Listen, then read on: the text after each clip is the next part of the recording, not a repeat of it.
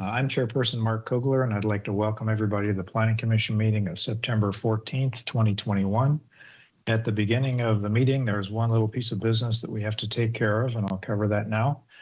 Please note that due to the COVID-19 emergency and as allowed by the Governor's Executive Order N-29-20, which allows for a deviation of teleconference rules required by the Ralph M. Brown Act, Planning Commission meetings will be held by teleconference only until further notice. The video stream of Planning Commission meetings presentations will be live streamed and available to play later on YouTube by accessing the following link, www.prcity.com/YouTube.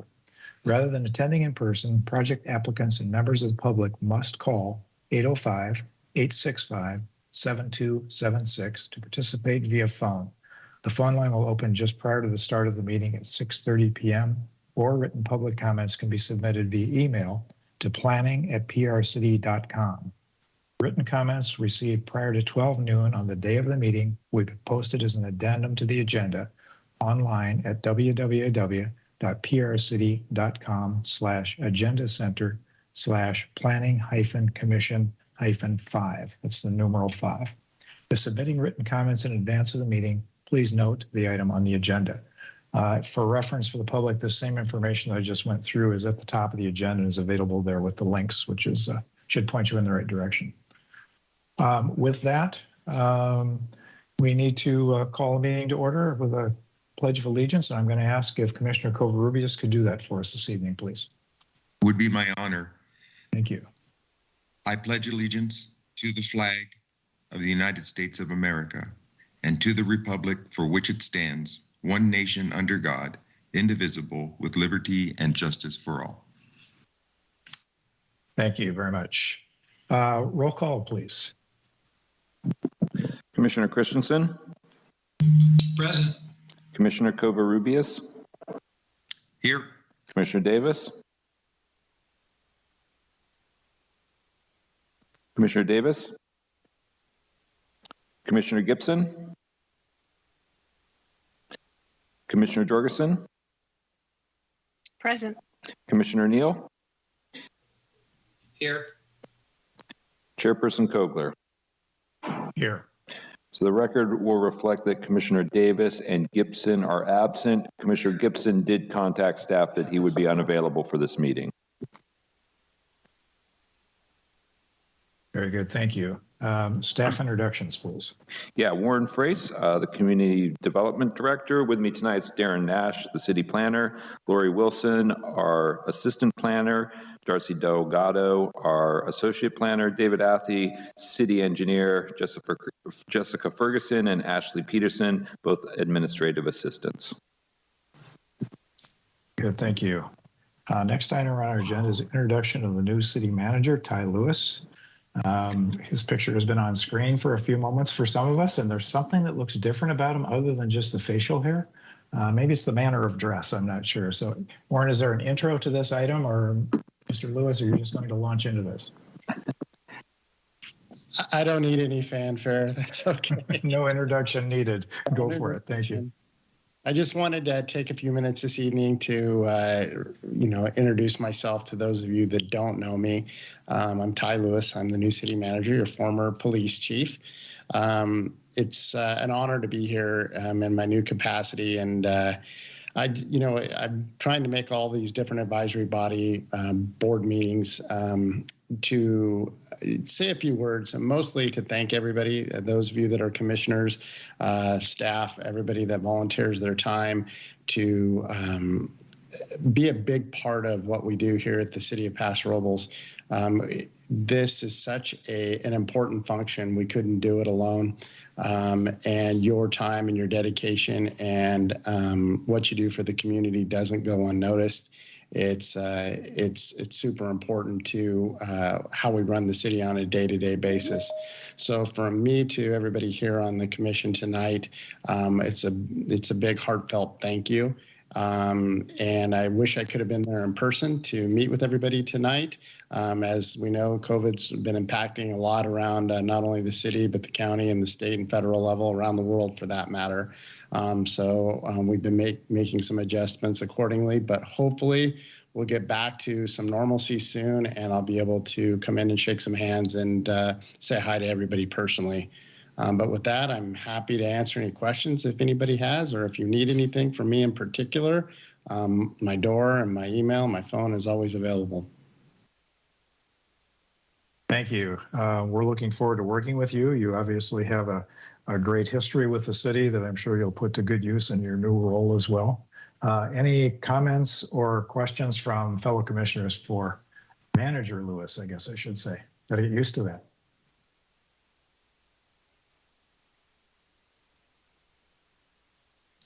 Letting me off easy tonight. You are. We will not be so kind, I'm sure, in the future. I have a Thank you for being with us tonight, and we genuinely do look forward to working with you as the time goes on. Thank you so much. I very much appreciate it. Good. Okay. Next on our agenda is general public comments. I don't have any listed, do I, Jessica? This is regarding matters that are not on the agenda this evening. I believe Staff, is we there anybody- actually do have, I'm not sure if Mr. Gustafson is on the line for general public comment or if he's calling about a specific item. Can we confer with him, please? Certainly.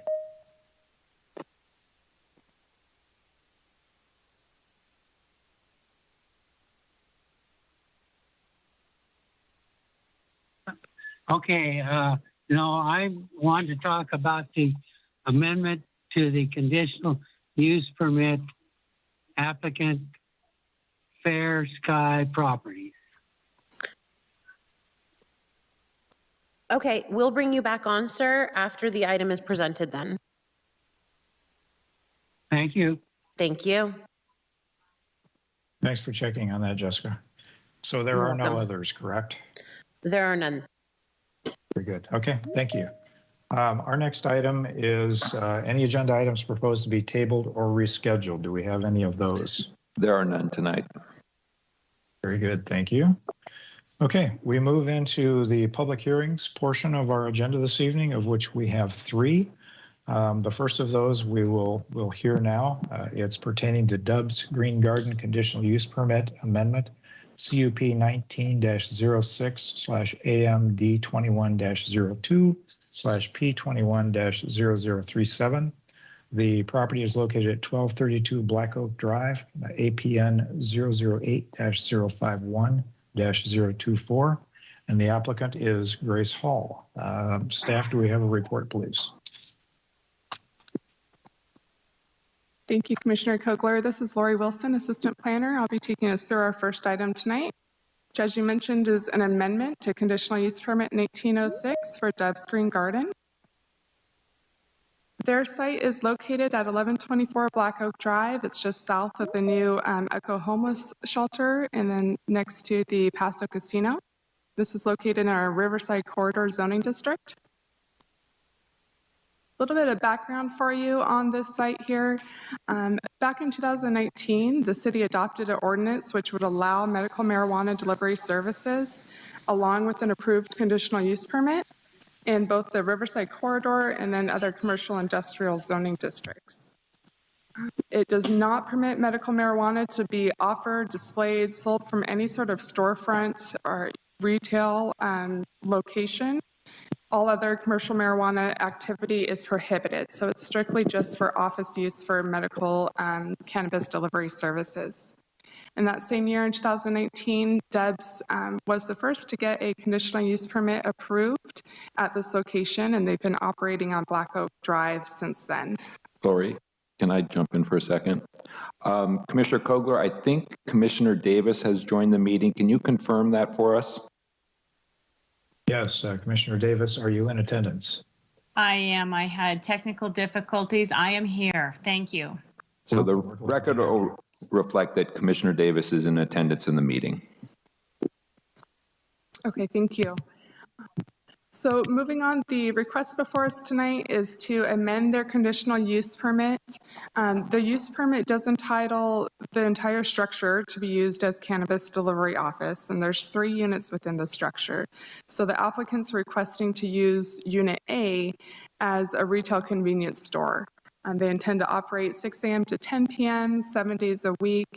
And as I understand it, they will be offering items similar to that you would find in a gas station, snack foods, personal care products, just kind of easy convenience items. So the floor plan that you see before you on the left is what was originally approved with a conditional use permit. So right now, Unit B is occupied by Dubs for the cannabis delivery office use. And Unit C, right next to that, is also occupied by a different business, but the same use, the medical cannabis delivery. The applicants had a hard time finding another tenant to come in and occupy Unit A. So they're looking at other options, and hence the request to be able to have a general retail use here. The floor plan that you see on the right is what was provided by the applicant with this amendment request. They're not proposing any major changes to the floor plan at all, or any changes really at all. They'd be occupying Unit A, which is on the south side of the building. They would have to get a minor tenant improvement permit just to convert it to that retail use. There's going to be, I'm sure, some minor electrical work, and then more importantly, to make it ADA accessible for future patrons coming in there. Staff would like to note that there is a separate entrance to Unit A off of Black Oak Drive that patrons can use there, aside from the entrance that you see towards the center of the building, which goes into a common hallway and allows entrance to all 3 units. One other note here before we move on to the next slide is, again, I just want to reiterate that the current entitlement does entitle all 3 units, if the applicant wished, to be used as the cannabis delivery office. So this amendment is not going to change the fact that they could in the future choose to convert back from the retail use to the cannabis use in Unit A. It would require, there's a condition in the report that would require a site plan review process. So that would go before the DRC, and just to make sure that security is in place and anything else needed to convert Unit A back to the cannabis delivery if the applicant wished to in the future. The applicant provided a couple of photos.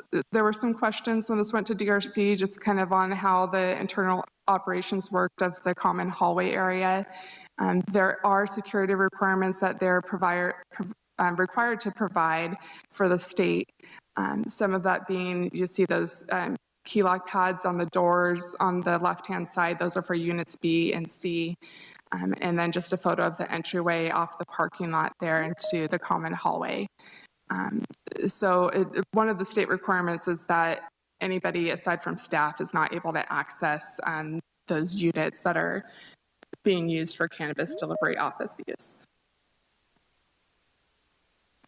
A few conditions that have been added along with this amendment. The first is that staff is recommending that alcohol and tobacco sales be prohibited from this site. State California Business and Professional Code says that any state licensed cannabis entity cannot sell alcohol or tobacco products from any premises licensed by the state. So being that this entitlement, their current conditional use permit does entitle the entire building, structure, or premise will have you, the staff is recommending that alcohol and tobacco sales be prohibited as one of the conditions on this amendment. Also, the fact that this amendment's not taking away the ability for them to use Unit A in the future as cannabis delivery office if they wish.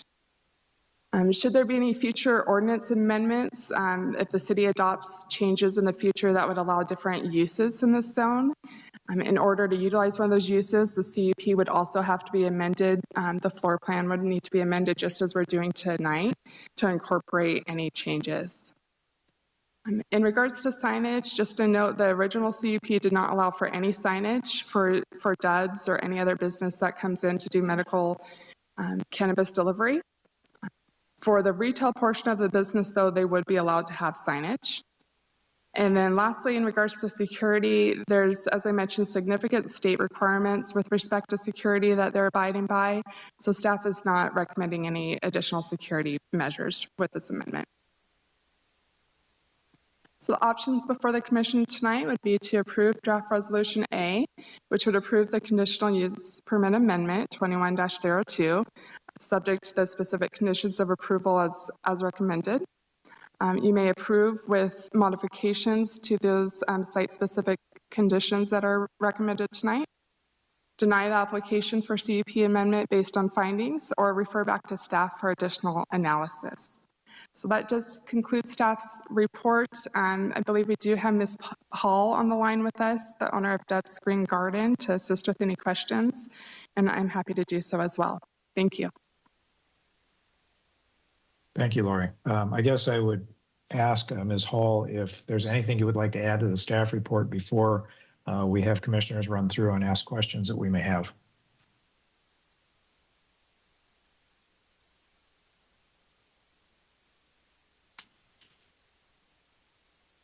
Okay, hearing none, I'll move into questions from commissioners to staff and or the applicant. Hello? Yes, we can hear you now. Okay. Hello? Yes. Oh, I'm sorry. This is Grace Hall. I was muted. I had to unmute myself. Okay, we can hear you clearly okay, now. Are there some comments you would like to make before we turn it over to the Planning Commission for questions?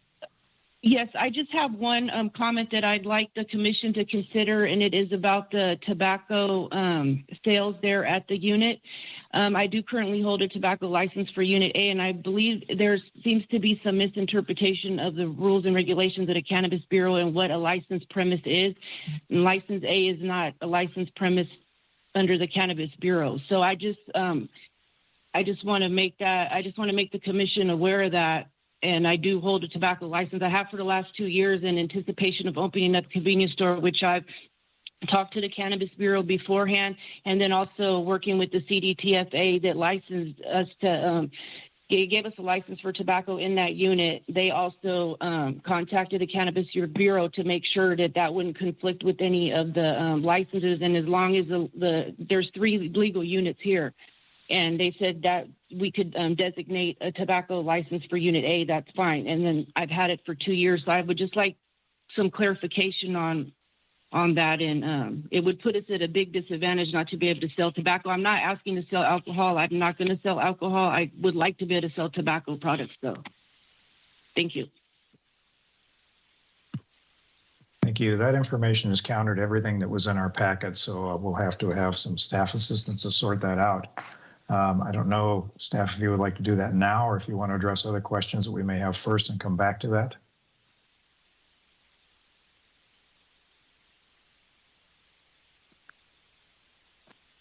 Yes, Commissioner Kogler, we do have the city attorney on the line to assist with answering that question. If you'd like to do so now, I'd recommend having Isaac assist with that. That sounds good. Thank you. Please proceed. Hi, Planning Commissioners. This is Isaac Rosen. Good evening this evening. The item before the Planning Commission this evening with respect to the amendment to the conditional use permit, and specifically applicants' request that the designated structure be allowed to sell tobacco products from Unit A. The city's position with respect to its recommendation is that the designated structure for purposes of the prohibition on the sale of alcohol and tobacco is the full 1124 Black Oak site, and that's pursuant to the city issued conditional use permit provided to this applicant in 2019. So although the state certainly obviously licenses, and a state license is required to sell cannabis products, and in this case, the city has quite a limited use that's allowed in terms of cannabis. And that's what the local CUP approval states, that they can have this medical marijuana delivery office out of the Black Oak site.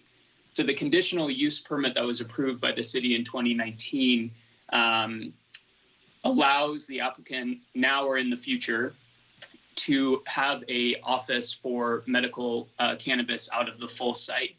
And there's language within the staff report that's based on staff's discussion with applicant that applicant would like to retain that conditional use as approved by the Planning Commission for the full site.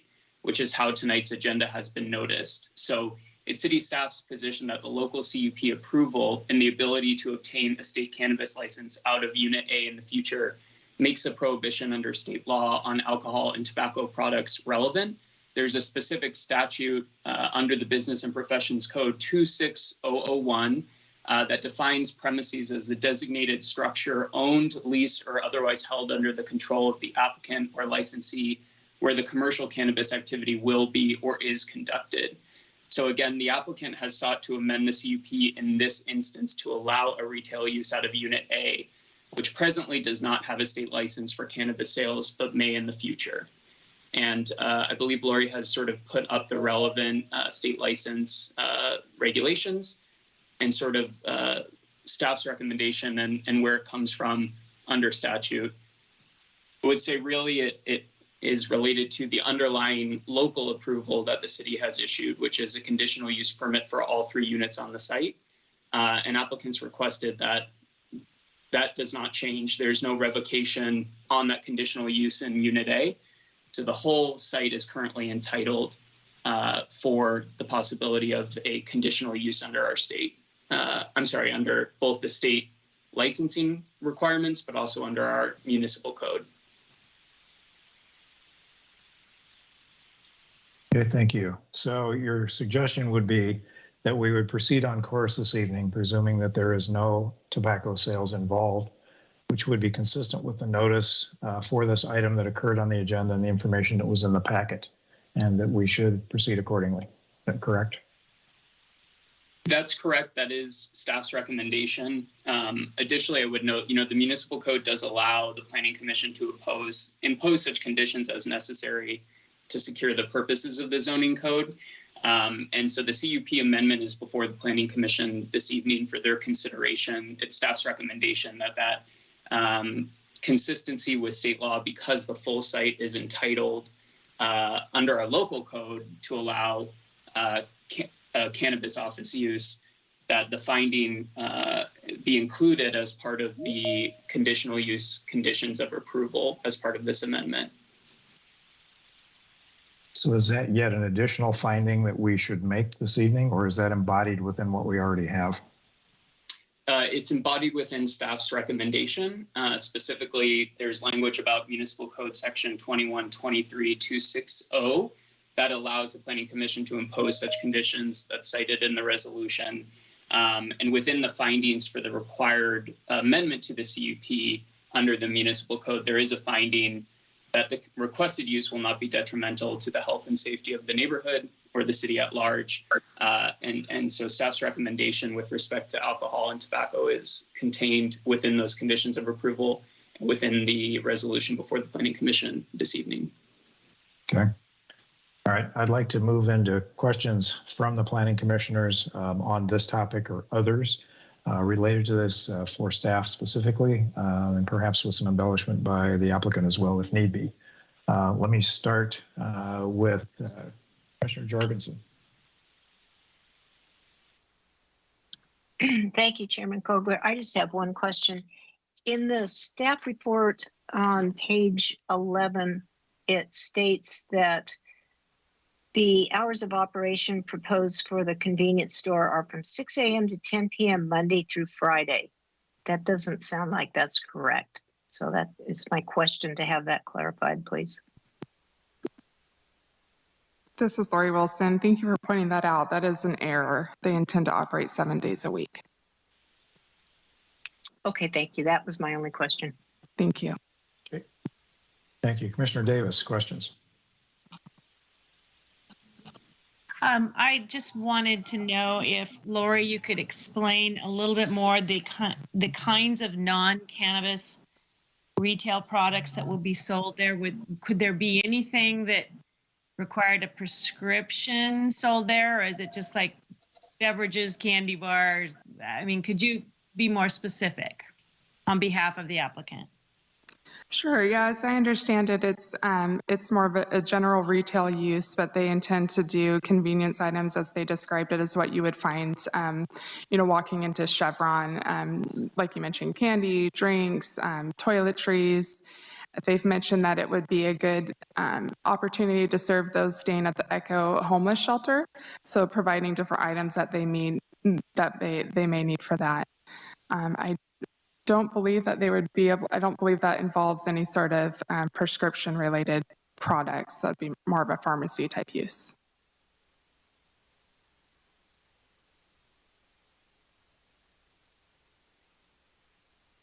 Any other questions, Commissioner Davis?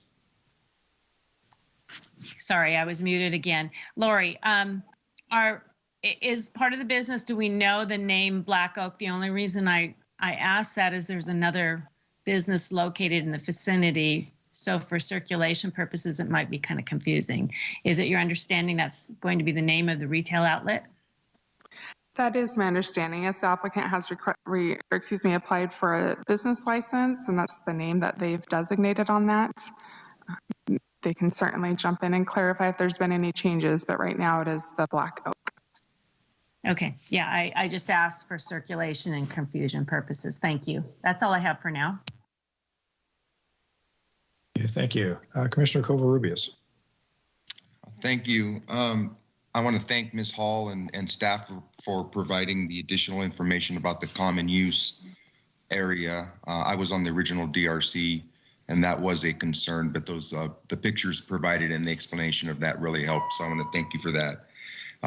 I apologize if I'm missing something, and I was listening intently to the city attorney. I just want to be clear. So the convenience store aspect that is being proposed, there will not be alcohol and tobacco sales, or there will be tobacco only sales. Can that be clarified? Sure, I believe I can clarify that. So the current resolution and conditions approval before you tonight would prohibit both tobacco and alcohol from being sold at this location. Okay, and of course, I would assume then that Ms. Hall understands that and is in agreement to that as well, correct? Well, I don't believe that she's in agreement to it, but we did discuss this with the applicant ahead of time, and so she's knowledgeable. Okay, so I guess my general statement, and this might be very broad, but understanding that the applicant may not agree with it, which is perfectly fine. How is this monitored? I mean, is there a way for us to monitor? Does the staff, the city, I mean, how is this monitored? If once the convenience store is opened, what's to prevent tobacco sales from occurring?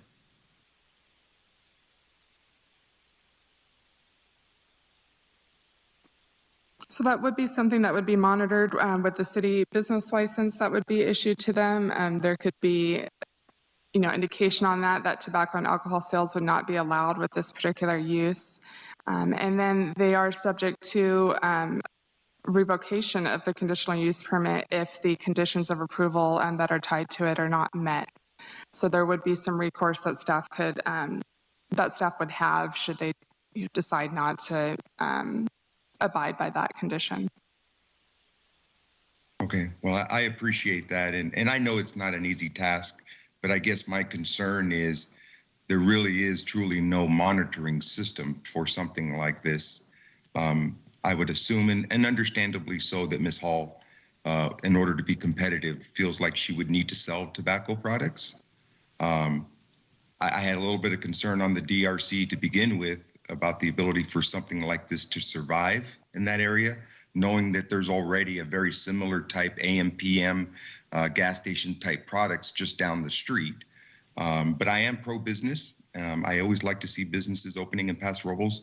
I certainly want Ms. Hall to be successful, but I have a little bit of a concern that if she wants to be able to sell tobacco products and the city is saying no alcohol or tobacco, how that's going to be monitored. So I guess more of just a statement and a little bit of a concern there for me. Outside of that, I don't have any other questions. Thank you, Commissioner Covarrubias. Commissioner Neal, questions? Yeah, Lori, if selling tobacco was important enough to the applicant, could they amend the conditional use permit to remove Unit A from the ability to sell cannabis, or is it just contained in the entire building? Does that make sense? Yes, I think that question does make sense. I'd like to go ahead and defer that to Isaac, though. Are you able to assist with that question?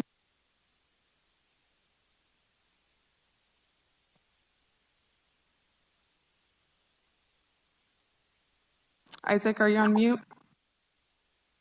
I am. My apologies. Can you hear me now? Yes, thank you.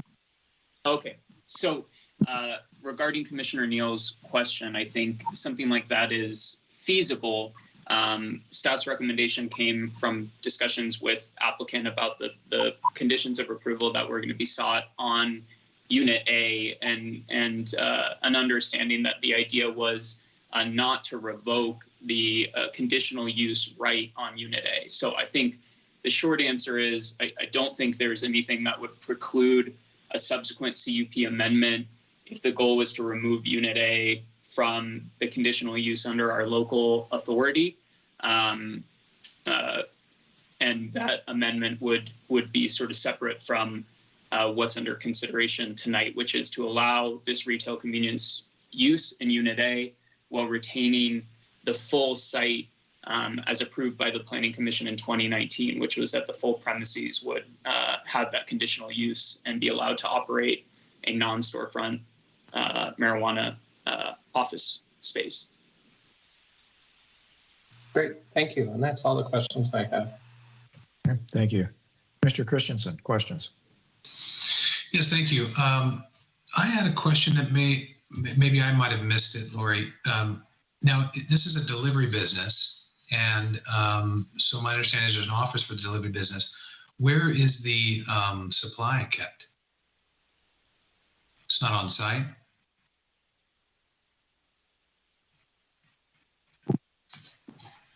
Sorry about that. I was just trying to unmute. So the office use does allow them to store the product on site. So on the floor plans here, you'll see each unit has their own associated storage room. And hence the reason for the high security that is also required by the state for these locations. So they do store it on site there, yes. Thank you. Okay, so I thought that was the case, but I wasn't quite clear. So I appreciate you explaining that a little bit better for me to understand. I thank you. So back to the hypothetical that kind of was just discussed with Commissioner Neal. If it's removed from the current CUP, like for example, Isaac, if this was a condoed type building, for example, there were separate owners, that wouldn't have been included in the original CUP probably. So removing from the CUP would be the only recourse that the applicant would have. Is that correct? Commissioner, I'm not sure I followed the hypothetical with respect to the condos. Just okay, so let me try and reiterate, kind of reword that. Just, and this is more curiosity than anything. If this building wasn't owned by one owner and these units were owned individually, A wouldn't have probably been included in the original CUP, just it would have been B and C. So is that a big factor, is because it's owned by one person, one entity, the entire property? I guess that's kind of my question. Yes, I think that is correct. The extent to which the CUP was approved in 2019 versus the amendment now to just change the use on Unit A without amending the underlying conditional use is related to the 2019 approval for the full project site at this address, as opposed to, in contrast, had the CUP issued by the city been for a single unit or multiple, but not all units on the site. Okay, so theoretically, if I owned a building and I had multiple units and I was leasing out that space and someone went in for a CUP for that particular unit, that may be something that would be allowed under that CUP. But since this CUP included the entire premises, that's the basis for the decision. Is that correct? I think in part, there are specific findings, both required under state law with cannabis businesses in terms of proximity to schools and other regulations that that I'm sure the applicant is aware of, and certain restrictions under state law, for instance, that you cannot enter from the same location with respect to private residences and within certain feet of certain facilities. So I think it would probably be fact specific about the makeup and the floor plan of the specific dwelling, and then the ability for staff to recommend findings depending on the required CUP approval conditions, both for a normal conditional use permit, but also those that are specific to this sort of carve out in our municipal code for delivery office space for cannabis. Okay. Hey, thanks, Isaac. Thanks for juggling through that with me. I apologize. I know it was a little complicated on my end, but I appreciate that very much. That helps me understand this. I don't have any further questions at this time. Thank you. Thank you. I have just a few. I need some help understanding how this business is going to work. It's a very nondescript location at the present time. When I visited the other day, most of the parking was cordoned off in some manner with pylons and cones and so forth. There was some discussion about the entry to this unit being off Black Oak.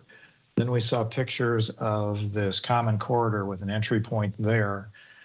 Sheet A2.1 has a note that says this door shall remain unlocked when this space is occupied, and that's referencing the double door off that common entry.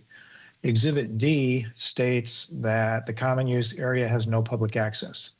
So I need to better understand or have clarification of how this works, what is going to create a retail appearance so that people are going to know this convenience business is here.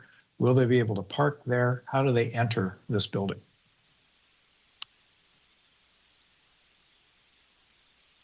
I know that was a series of questions, so attack them however you would like, staff. Thank you, Commissioner Neal. So I'll probably go ahead and defer to the applicant to further discuss their thoughts on this as well, but it is staff's understanding that patrons will be able to utilize the Unit 8 entrance off of Black Oak Drive.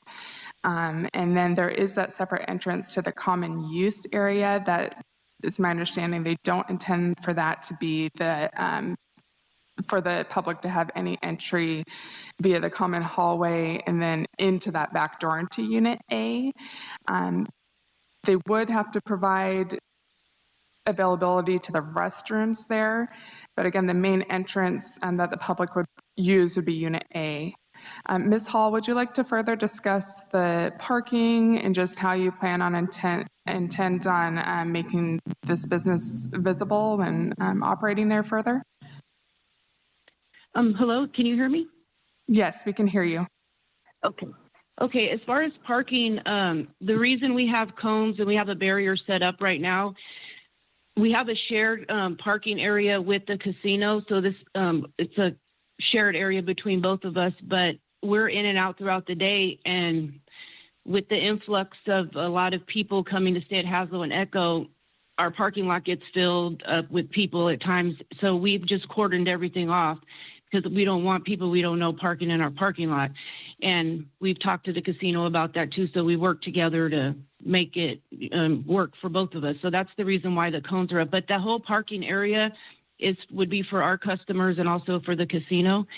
As far as the entry to the convenience store, like you said before, it would be off of Black Oak. There's a door right there on the diagram. It's the entrance to Black Oak Unit A. That's where customers would be able to come into.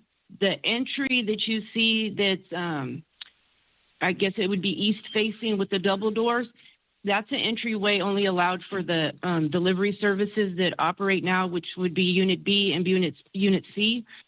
Nobody else is allowed to access through those two doors. And that has to do with state licensing and the Bureau of Cannabis. They're very strict about the way we enter for our delivery service and how we exit and who's allowed to enter through those doors and not.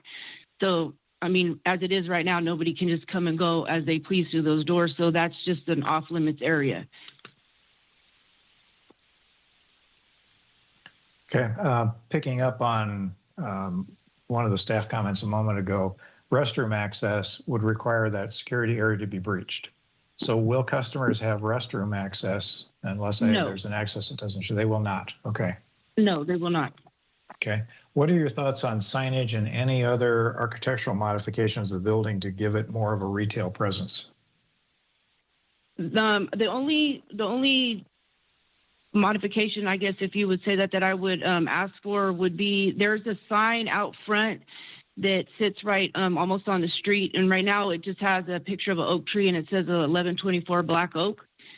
I would like to, of course, change that to a sign that would state what we do there, that it's a market convenience store.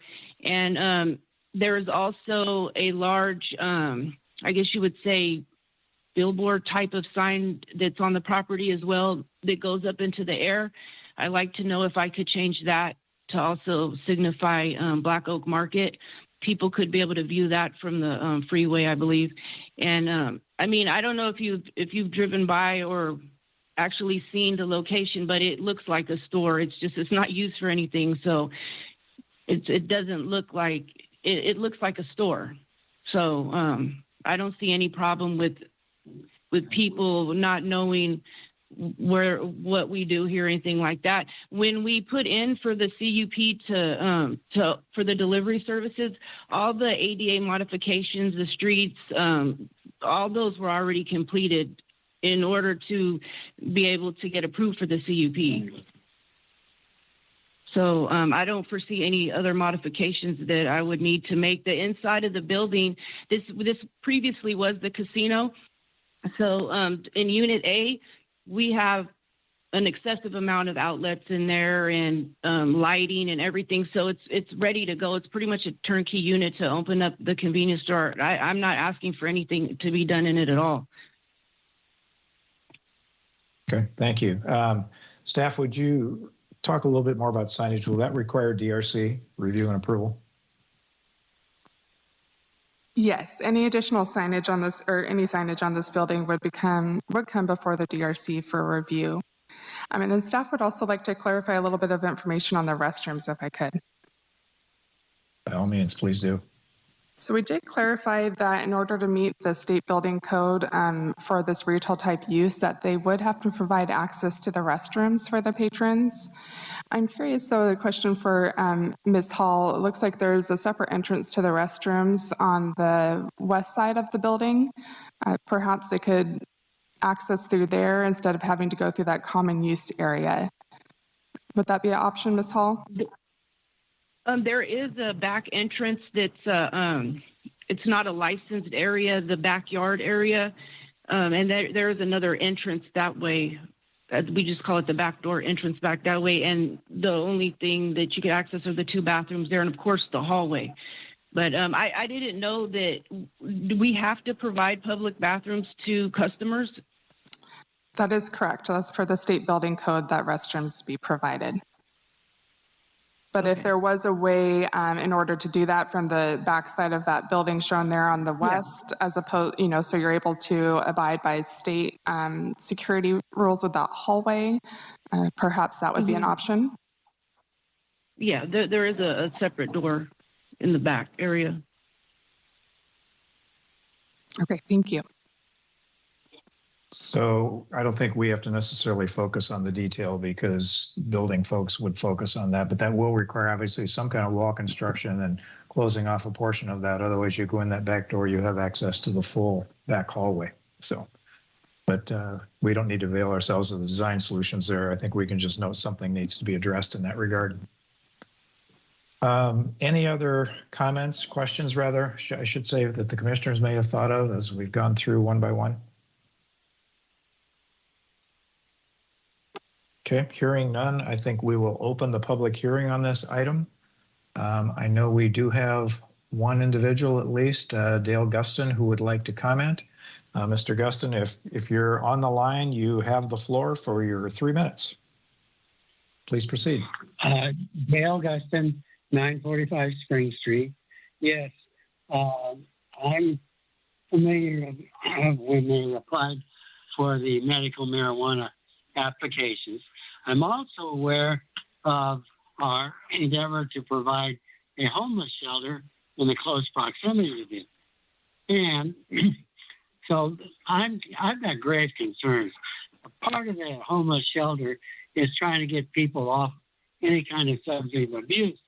And here we've got a storefront that has a connecting hallway to it, and they want to keep the medical. I've seen people before you could buy recreational cannabis. They could get a prescription from any phony doctor online and go and buy medical marijuana anywhere. And this is too much of a temptation for them to take a medical marijuana certificate into the convenience store and buy their marijuana right there. And in essence, this convenience store is becoming a storefront instead of just a convenience store. Unless they drop the medical marijuana zoning or permission on the use permit for the convenience store, you're inviting trouble.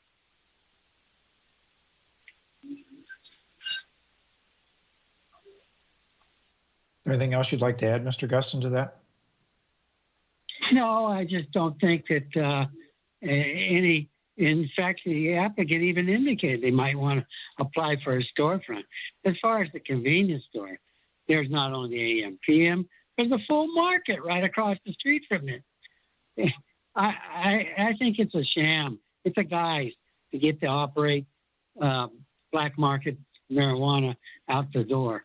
I'm sorry. That's the way I feel about it. Okay, thank you for your comments, sir. Are there other individuals who'd like to comment on this item? I don't show anybody in the queue. Is that correct, Jessica? Yes, sir, that's correct. Okay. I would ask staff, well, let me ask if there's any other public comments one more time.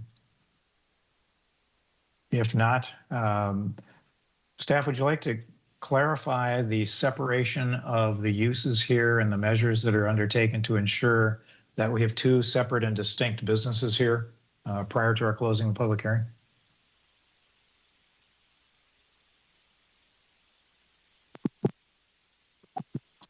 Yes, thank you. So there would be measures taken.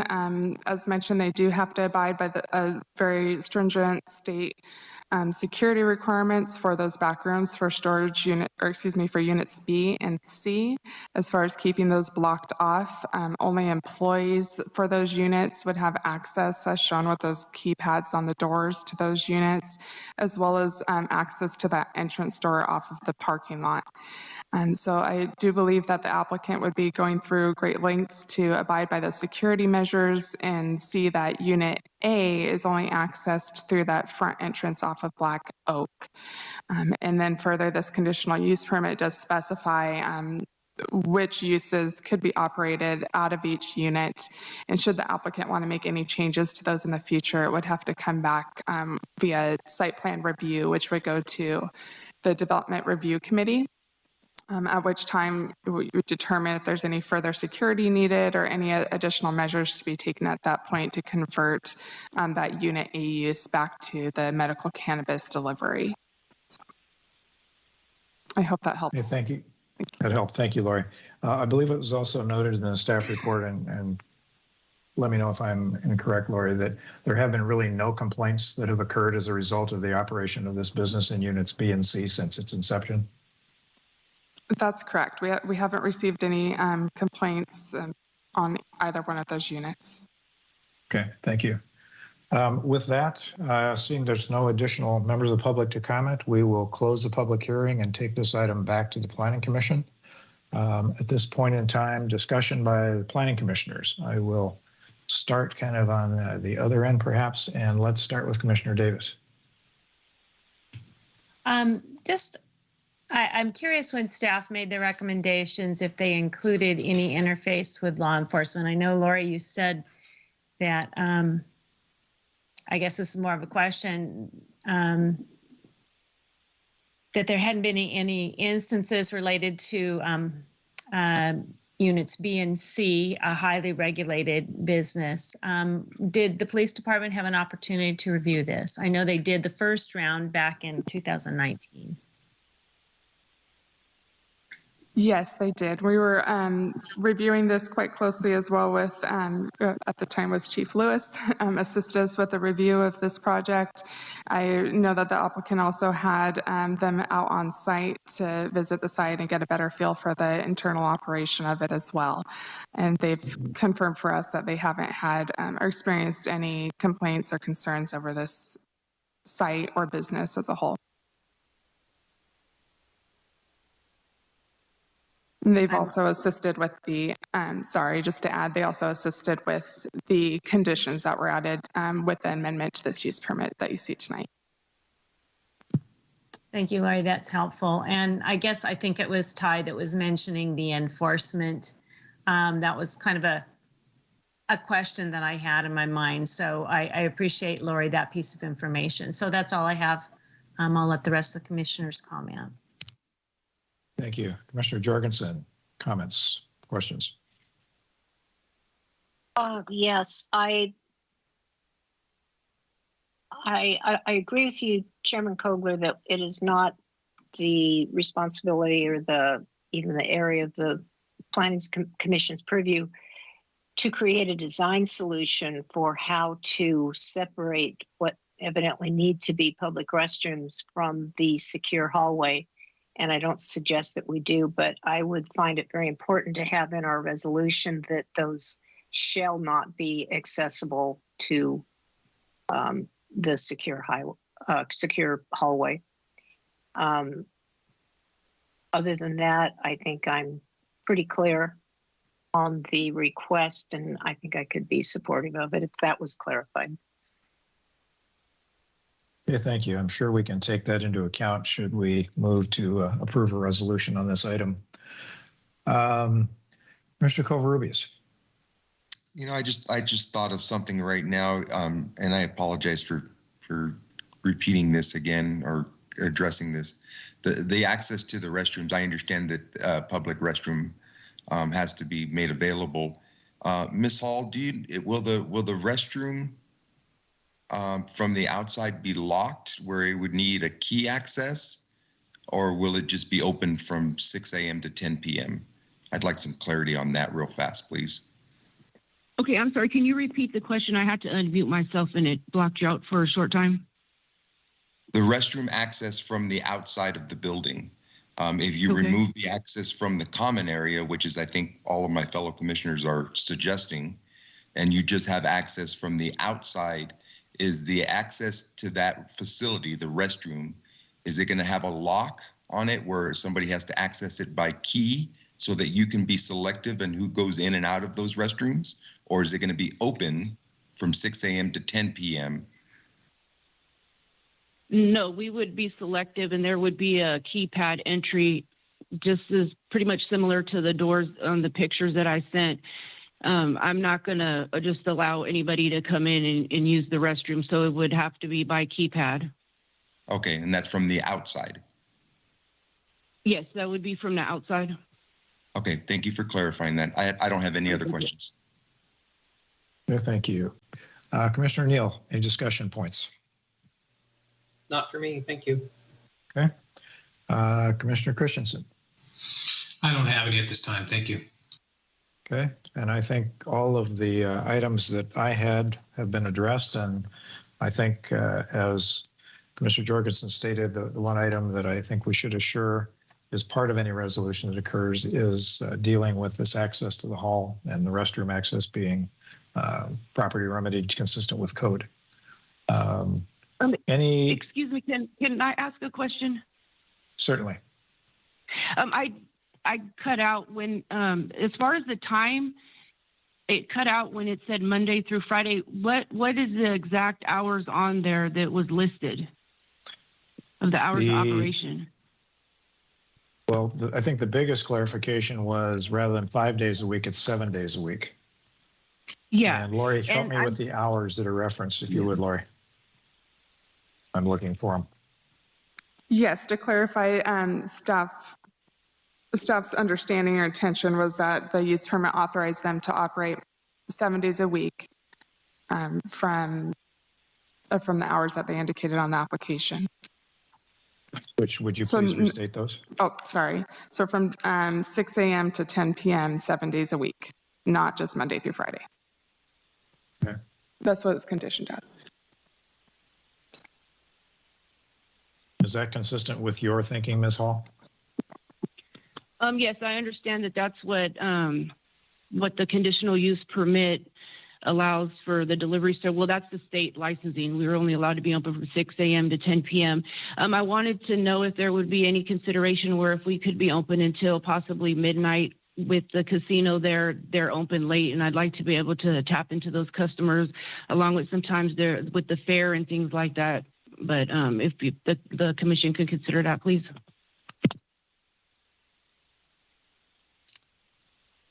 So just to reiterate, Lori, the hours that were requested were those put forward by the applicant.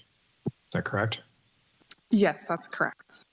Okay, and now you were requesting, Ms. Hall, to change those hours on, tell me which days specifically, and was it to midnight in lieu of 10 p.m.?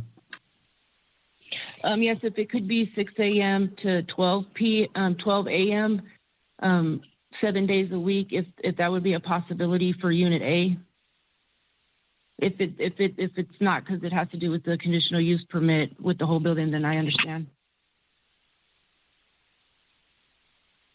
Okay, and I just a quick question for Isaac. I don't think the hours are tied to any aspect of the CUP and the fact that we have A unit, B unit, and C unit. Is that correct? Would we, if we were so inclined to be able to modify those hours, could we do so as a part of an action that we would take this evening? Yes, I don't see an issue with the commission's ability to amend the hours as part of the requested amendment here for the convenience retail use out of Unit A. Okay, very good, thank you. I think we'll see if anybody among us would like to put forward a resolution or approval of a resolution on this, and I'll leave it up to you as to what you want to do with the hours, because that'll put it on the table for discussion. I think we're looking at resolutions to approve the conditional use permit subject to site-specific conditions of approval. Chairperson Commissioner Kogler, may I ask a Commissioner- question before? Yes, yes, This absolutely. is Commissioner Jorgensen. May I ask a question on that matter Yes, please do. before you entertain a motion? I'd like to ask of staff. My understanding is that the police department reviewed this with the condition that the hours would be 6 to 10, not 6 to 12. Is that true? And were the hours part of their review and consideration?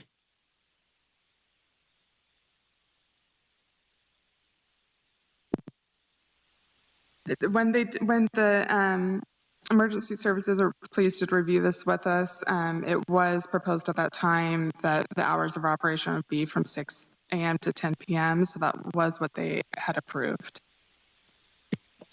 Thank you.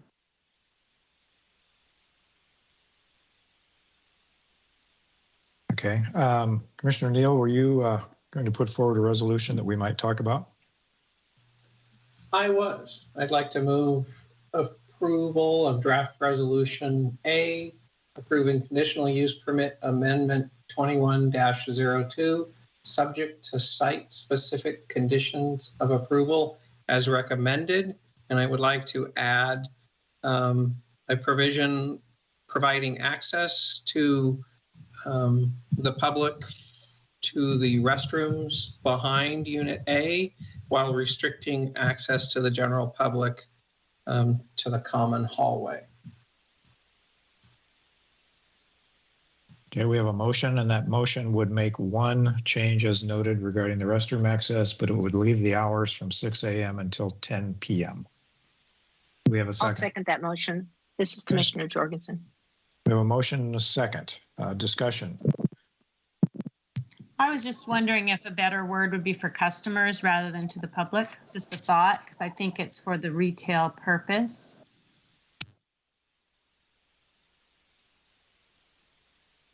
I am comfortable with that. As am I. Okay, we'll assume a change of terms there. Other questions on the motion? Commissioner Covarrubias, any? No other questions, thank you. Okay, Mr. Christensen. I have none. Commissioner Davis No more questions. and Commissioner Jorgensen. Nope. Okay, so we have a motion and a second, and the motion would be consistent with Resolution A as was worded in our packet information, with the one addition on the access to the restrooms, and the way it stands now would leave the hours from 6 a.m. to 10 p.m. since that was the subject of the public safety review that occurred as a part of the review of this proposal. We have a motion and a second. I would ask staff to call the roll. Commissioner Neal. Aye. Commissioner Jorgensen. Aye. Commissioner Davis. Aye. Commissioner Covarrubias. Aye. Commissioner Christensen. Aye. Chairperson Kogler. Aye. Motion passes 6-0. And just as a parting clarification, should there be any further interest in the future of modifying the hours and or the other discussion we had on the sale of tobacco products, that could be brought forward as a separate action. So with that, we will move on to our second public hearing of the evening. It's for Plan Development PD 21-19/P21-0008. The project is 3445 Park Street, APN 008-041-042. And the applicant is Scott Stokes. We have a staff report, please. Thank you, Commissioner Kugler. This is Lori Wilson again, Assistant City Planner, and I'll be taking us through our second item tonight. As mentioned, this is a planned development project for 3445 Park Street Apartments. The site's located on a 0.26 acre lot at the north end of Park Street. It is in our T4 NC zone, which is part of the Uptown Town Center specific plan. The lot sits just behind the Spanish Oaks apartment building. There's also a couple of photos on the right side of your screen there showing the lot. The first one on the top there looking north to an additional multifamily building. And then the one that you see below you is looking to the rear property line, so towards those Spanish Oaks apartments. So the project before you tonight is a request to construct a 3-story multifamily building. The applicant is proposing 17 one-bedroom units. All the units would be kept below 600 square feet. So with that, they are requesting to utilize both the fractional density, being that which offers each unit to be counted as half a unit when they're kept below certain thresholds, so that's 600 square feet. And they are also going to be utilizing a density bonus by offering one very low income unit. So what those two different calculations do will essentially bring this project from having 8 base units, which is what's allowed by the base zoning for this lot, to have the ability to construct up to 20 units. Again, though the applicant is requesting to construct 17. Staff wanted to mention as well that with the very low income unit that they're providing, this project does fall under both the Housing Accountability Act as well as the state density bonus law. So both of these indicate that the project can essentially only be disapproved if it would have a specific adverse impact on public health and safety. In addition, there are development standard waivers that can be requested as part of the density bonus law. And the city basically can not grant those should it have an adverse impact on public health and safety. So staff did review this project with the Emergency Services Department, as well as our city engineer. Our recommendation is to approve the project and the applicant's requested waivers.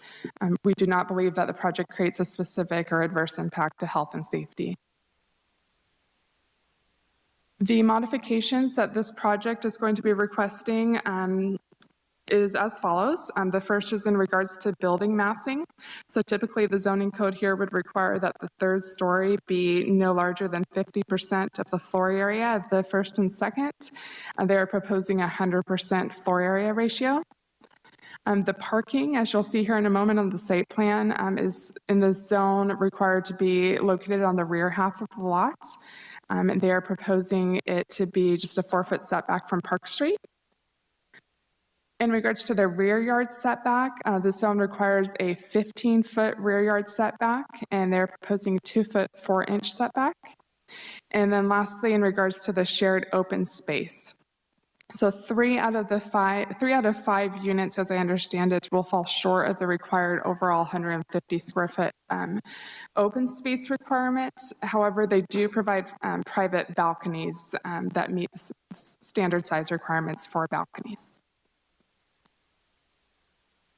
So this project did come before the DRC on 2 different occasions. After the first DRC meeting, DRC asked the applicant to go back and make some design changes that would essentially bring the building into compliance with being a warehouse industrial design.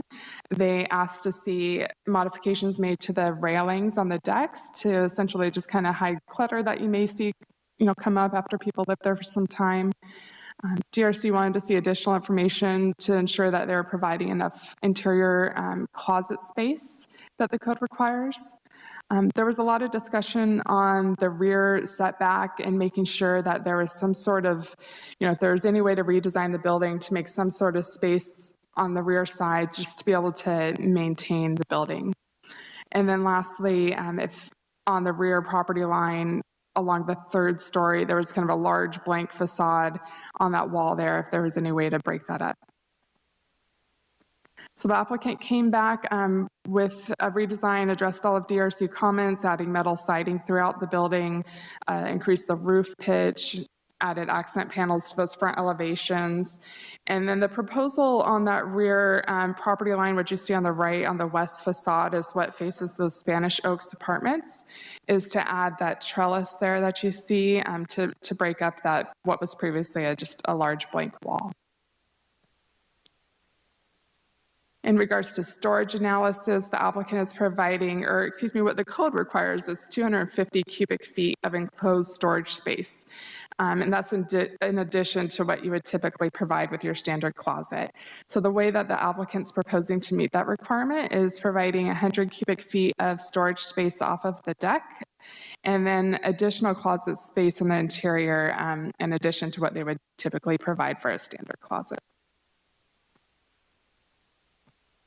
So the site plan for the project before us tonight, they are providing adequate parking for the project. The code requires 1 space per 1-bedroom unit, so they have 17 spaces shown there. Entrance to the different apartment units are entrance through that open courtyard that you see on the kind of towards the top left of the site plan. I can certainly bring this back up as we discuss it and help assist with any questions. The options before the commission tonight would be to adopt draft resolution A, approving plan development 21-19, recommend approval with project modifications, refer back to staff for additional analysis, or deny the project by adopting findings of denial. Staff would like to note that as part of the amendment to the agenda for tonight, there was a couple of conditions that were removed from the engineering conditions. Basically, the applicant had already satisfied those as part of the initial site plan review, so they just did not apply. And then emergency services also had an update to their standard conditions of approval, so those were replaced as well. That concludes staff's presentation, and we do have Mr. Stokes on the line to assist with any questions as well. Thank you. Okay, thank you, Lori. Mr. Stokes, is there any presentation that you would like to provide at all prior to assisting with some questions that we may have? Can you hear me? This is Jessie Skidmore. Yes. Oh, great. Okay. Scott was unable to get the meetings to load up. So he's actually watching on YouTube. Okay. But this is Jessie Skidmore, the architect on the project. So I would be happy to answer questions as well. I think I think most of you have actually seen this project already at the DRC level. So I didn't want to get into too much of a doubling up on the explanation. Lori did an awesome job. But we did have in our project summary, if anybody hadn't seen it, we had some examples of what would this project have looked like if we were able to put the parking at the rear of the property.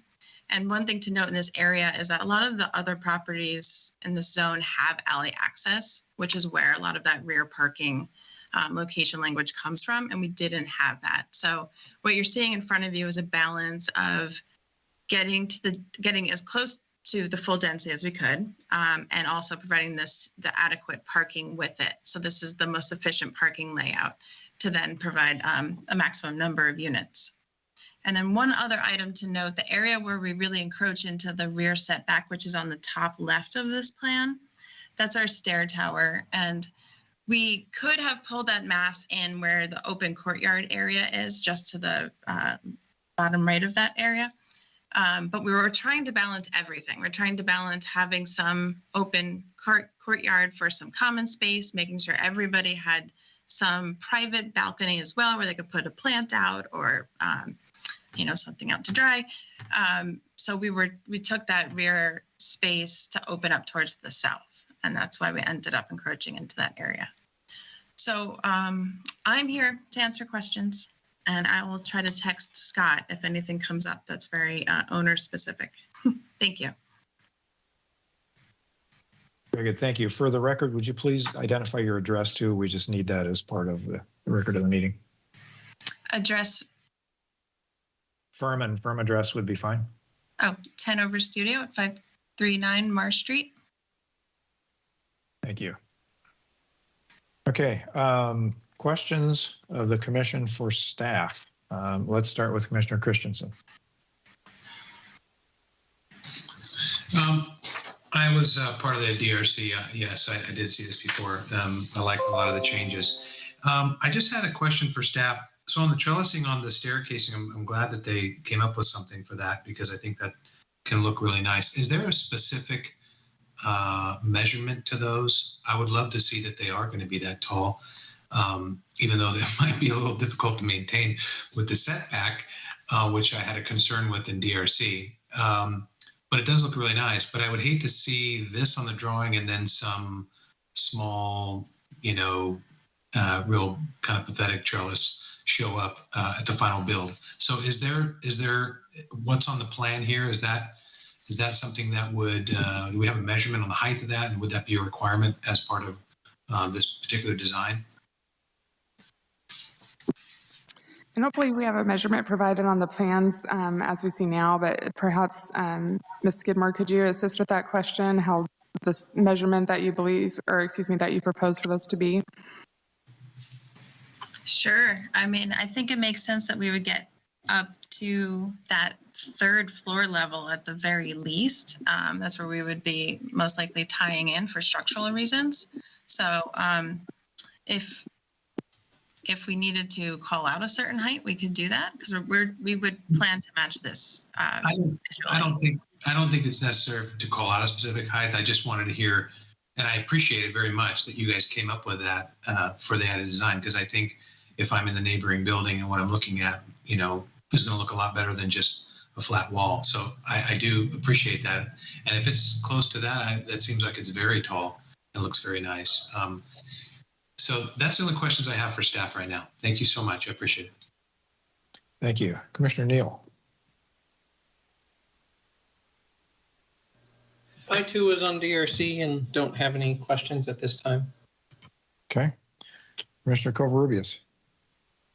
I was also on the second go around of DRC, and just more of a positive comment to Jesse and the team. Very nice looking building, I think. I think you've done a great job in meeting all the requests. Visually, I think it's a really attractive looking building. So kudos for that. No, I have no other questions. Okay, thank you.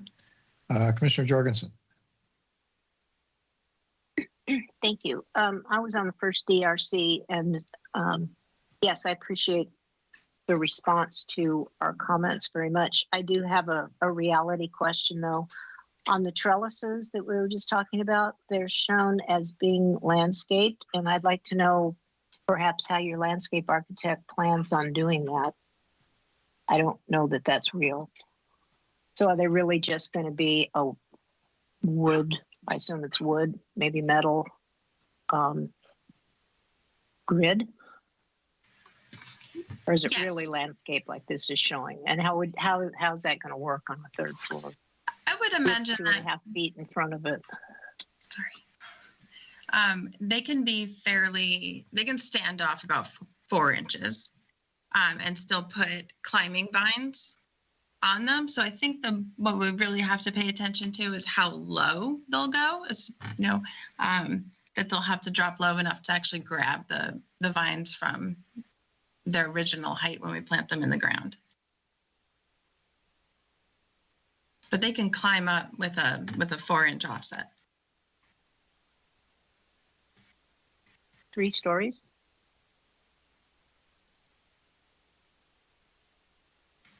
I would have to, that was what the landscape architect was intending. I would have to get more information on what type of vine that would be.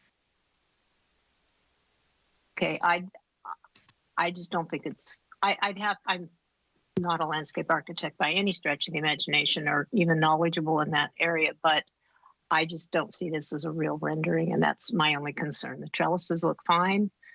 I just don't think it's planting it is real, and so I want to be sure what we're approving. So that's my question. Okay, any other questions, Commissioner Jorgensen? No, that's okay. Thank you, Commissioner Davis.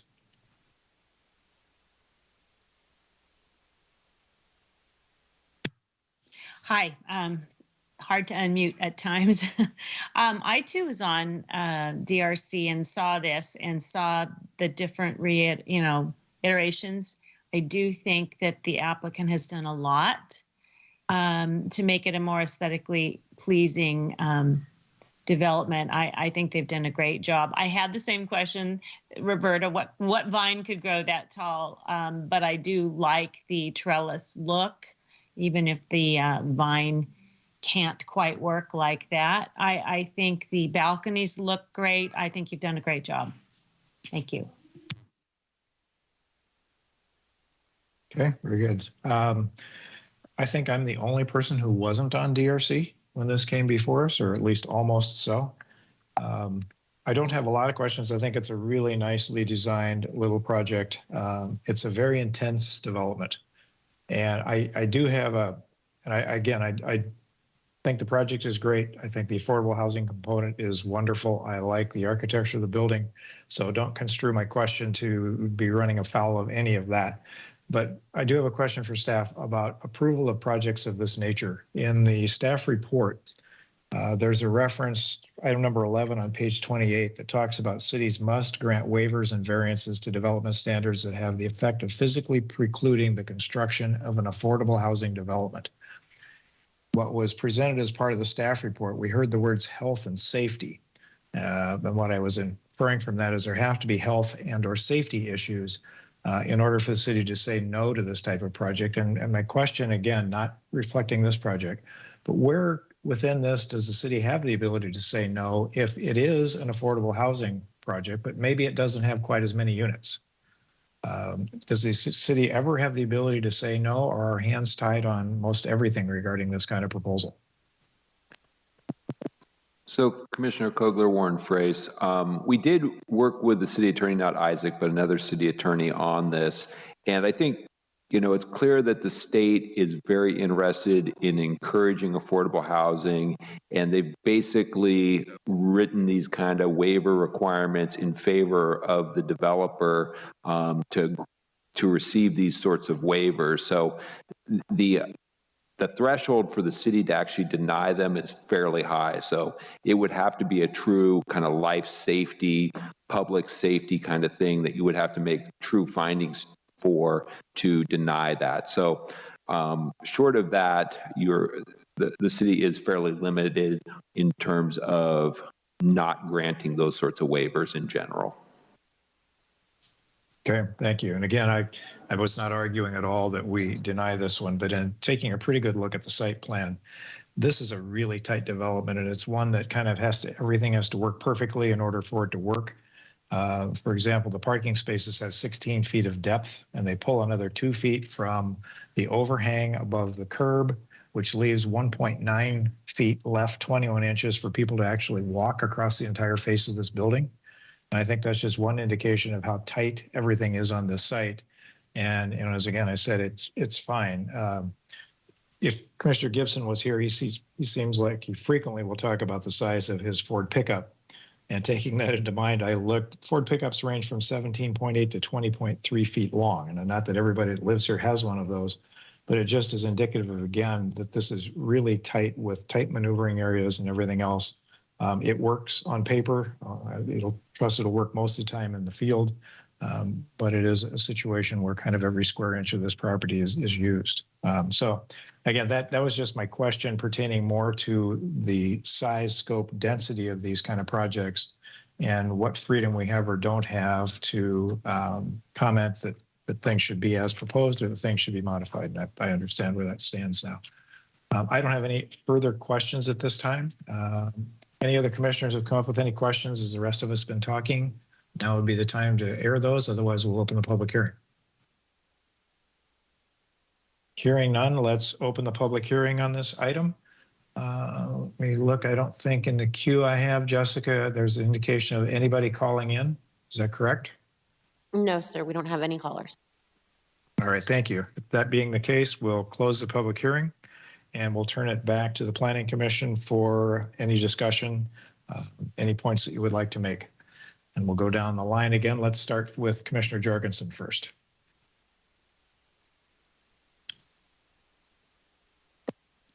Okay, thank you. I shared your concern to comment, Chairman Kogler, about kind of the reality of all this bidding. It's just a shared concern. I don't intend to vote against the project because of it, but I guess it's almost more of a comment for future to staff and to applicants and designers, architects and engineers to, this building will be here for decades and decades, and needs to be more than just working on paper. And I just have some concerns. I think that the dimensions you mentioned are accurately optimistic. The landscape, I don't see, and maybe I'm missing it, but I don't see a landscape plan in here, which we typically receive. Did I miss it with the species and size of the plantings and so on? I may have missed it. If there is not one, I think I would like to see that in our conditions of approval to be approved by staff. I don't think we need to come back to DRC. But since that's one of our standard requests for a illustrative color landscape plan, I'd like staff to be able to review that. And that's it. Those are my comments. Okay, thank you. There was a landscape plan submitted, sheet L1.0, which does have species and some size notations. And I had missed that the first time through too. I just rediscovered that. I was looking back through the packet right now. So I think that piece is there, but we could ask staff certainly to make sure that meets all of the interests and approvals that we have. Yeah, and it's reality based. Thank you. Yes, I see that now. Thank you.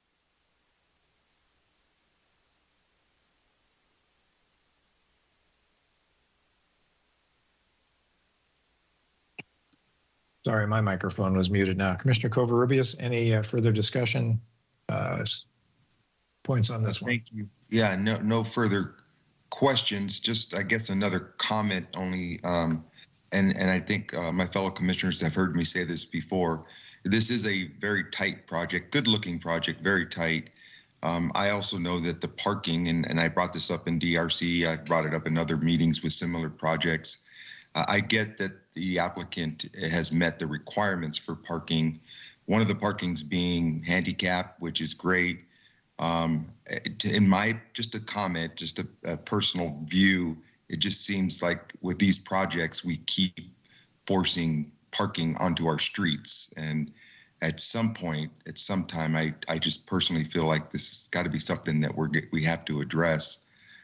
We keep approving these projects with the minimum required parking element, and the reality is, if it's a husband and wife, 2 vehicles, we just keep driving more and more cars onto our roadways for parking. So I just felt like, again, I had to kind of reiterate that that's just a personal feeling that I think I've vetted since day one. So, but outside of that, a tight project, but a good looking project, I will say that. So no further questions or comments.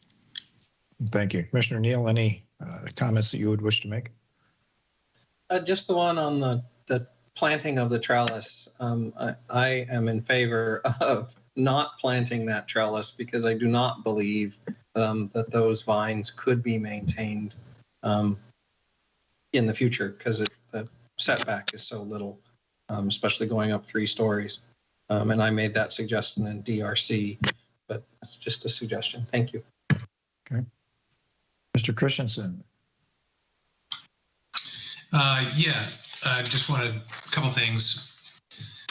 Really wanted to reiterate, one of my first items that I brought up in DRC was, the tightness of this project, because of what Commissioner Neal just pointed out. There are areas it's going to be hard to maintain, which is, I think, obvious to everyone. And then secondary, I have to wholeheartedly agree with Commissioner Covarrubias. At some point in time, we really have to address the fact that we're just creating and pushing more and more parking onto the streets. And I can't imagine that that's good for the neighborhood in a lot of ways, and probably doesn't make a lot of neighbors very happy.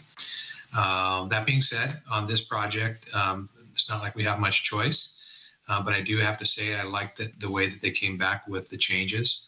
I do like the idea of trying to make the trellis work in some way, something to break that building side up. If staff has another recommendation for that, I'm all ears, but I do believe that it would be wonderful that the people next door don't have to stare at a giant 3-story blank wall. If we do something there, I would recommend that we maybe have the applicant, and this can, in my view, could go through staff, but that it gets put onto the planting plan, as Commissioner Jorgensen was kind of looking for earlier and brought up, and so I brought the plan up, and so I wanted to point out that is not on the plan. So that may be something that staff may want to go back and take a look at or require from the applicant. That being said, I don't think I have any other comments at this point in time. Thank you. Okay, thank you. Chairperson Kovler, could staff jump in and clarify just quickly on the landscape plan? Sure, go right ahead. Yeah, so just a quick clarification reminder. So just to confirm, we did get the landscape plan from the applicant as Exhibit D, and then there's a standard condition that be reviewed along with the building permit. So staff can certainly review what's proposed for the trellis to make sure that that's realistic and added to the landscape plan as well. Thank you. Great, thank you for that clarification. Commissioner Davis, any other discussion points? Nope, nothing else, thank you.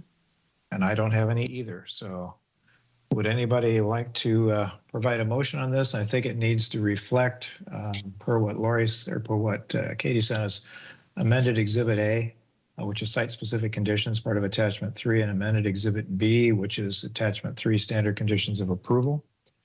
Anybody wish to offer a motion on this? I'll give it a whirl. Commissioner Neal. Thank you. I move approval of draft resolution A, approving plan development 21-19, including an affordable housing density bonus, fractional density, and modifications to the Uptown Center specific plan, including those amendments to the site-specific conditions of approval and standard conditions of approval. We have a motion. Is there a second? This is Commissioner Covarrubias. I'll second. A motion from Commissioner Neal, second from Commissioner Covarrubias. Any further discussion by the commission? If not, I would ask staff to please call the vote.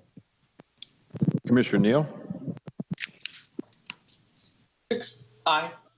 Commissioner Covarrubias, Aye. Commissioner Christensen, Aye.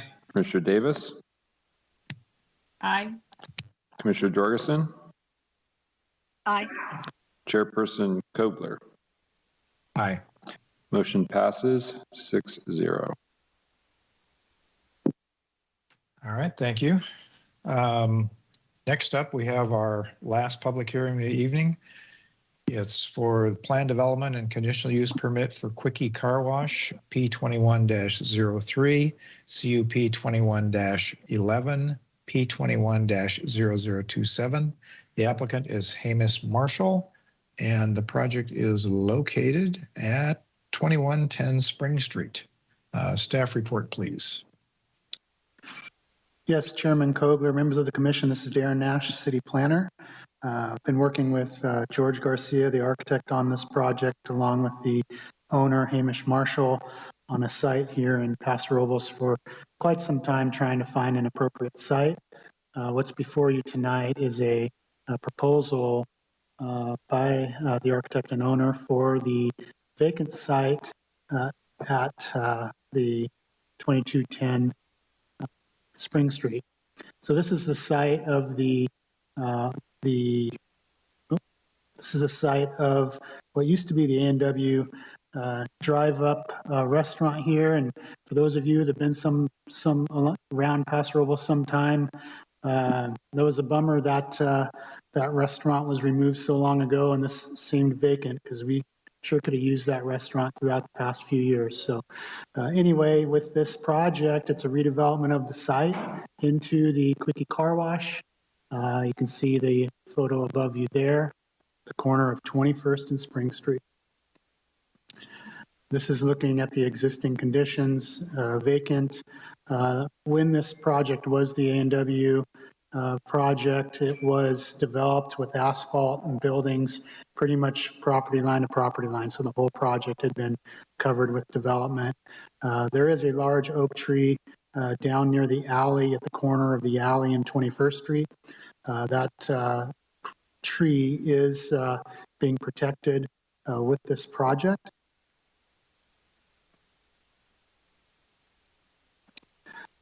So the zoning on this Spring Street lot is TC2 in the Uptown Town Center specific plan. Car wash use are permitted with a conditional use permit. As I mentioned, the site was previously the A&W drive-up restaurant. There's an oak tree on the site. With the review of the conditional use permit, the whole intent is to consider a use and consider its impacts on neighboring uses. Along Spring Street here, we've got the Scolari's grocery store across Spring Street. We've got a commercial, little strip commercial to the south. We've got another commercial, multi-tenant commercial to the north.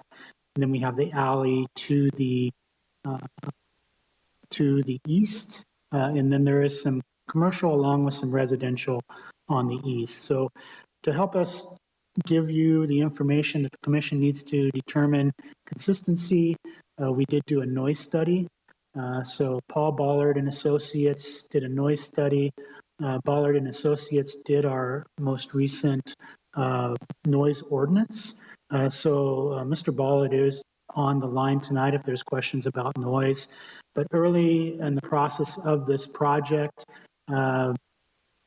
Mr. Garcia designed the project to make sure that noise was designed and mitigated. Mr. Marshall has various Quickie car washes around the county, so they are familiar with ordinances and noise and trying to be compatible with the uses. So they're familiar with that. The project that is before you tonight has gone through quite a few changes. This project went to the DRC on 2 separate occasions. There was some concern with the initial architecture and the consistency with the specific plan. So the architecture has been updated to what you've seen here and what the DRC saw at their last time they looked at it. Generally, the project has been lowered in height from the original. There was some residential units above the centrally located car wash building that have been removed because there was some concern with the mixed use and residential component mixed with the car wash. So the applicants removed those. The site plan was changed to accommodate the tree. Initially, when this project came in, there was a request to remove that oak tree. Staff brought up the concern with that, and the project was designed to incorporate the tree along with an arborist report with that as well. There is also a sound barrier designed for the property line along the alley. So that was evaluated with the noise study. Some changes were made to ensure that there was the metal panels on both sides of the barrier as opposed to just one as originally proposed. So the project has been reviewed by the noise consultant, and along with the design changes, verification that it could comply with the noise ordinance given the manufacturer's information that's been given on the equipment and the vacuums and the blowers and all those criteria. So here's a site plan of the project. This project, it's in the Uptown Town Center specific plan, TC2 zone. So the car wash itself is centrally located, the buildings are centrally located, but to provide a project along Spring Street that has a building fronting and oriented towards the street and kind of also screen the equipment and the other buildings and the car wash lanes from the Spring Street view. Not specifically a requirement of the specific plan, but would help meet the visual and architectural suggestions of the specific plan. So the commercial building along the Spring Street frontage was designed with this project. This is the oak at the alley and at the corner of the site. And just to back up here, when this came through to DRC initially, there was some questions on the project. There was also a couple different options that the architect provided to get some clarification. One of them omitted the commercial retail building at the back of the sidewalk and just had the car wash building more centrally located, and then the car wash lanes between the car wash and the street. That was reviewed at the DRC along with a site plan similar to this one you see tonight with the retail building.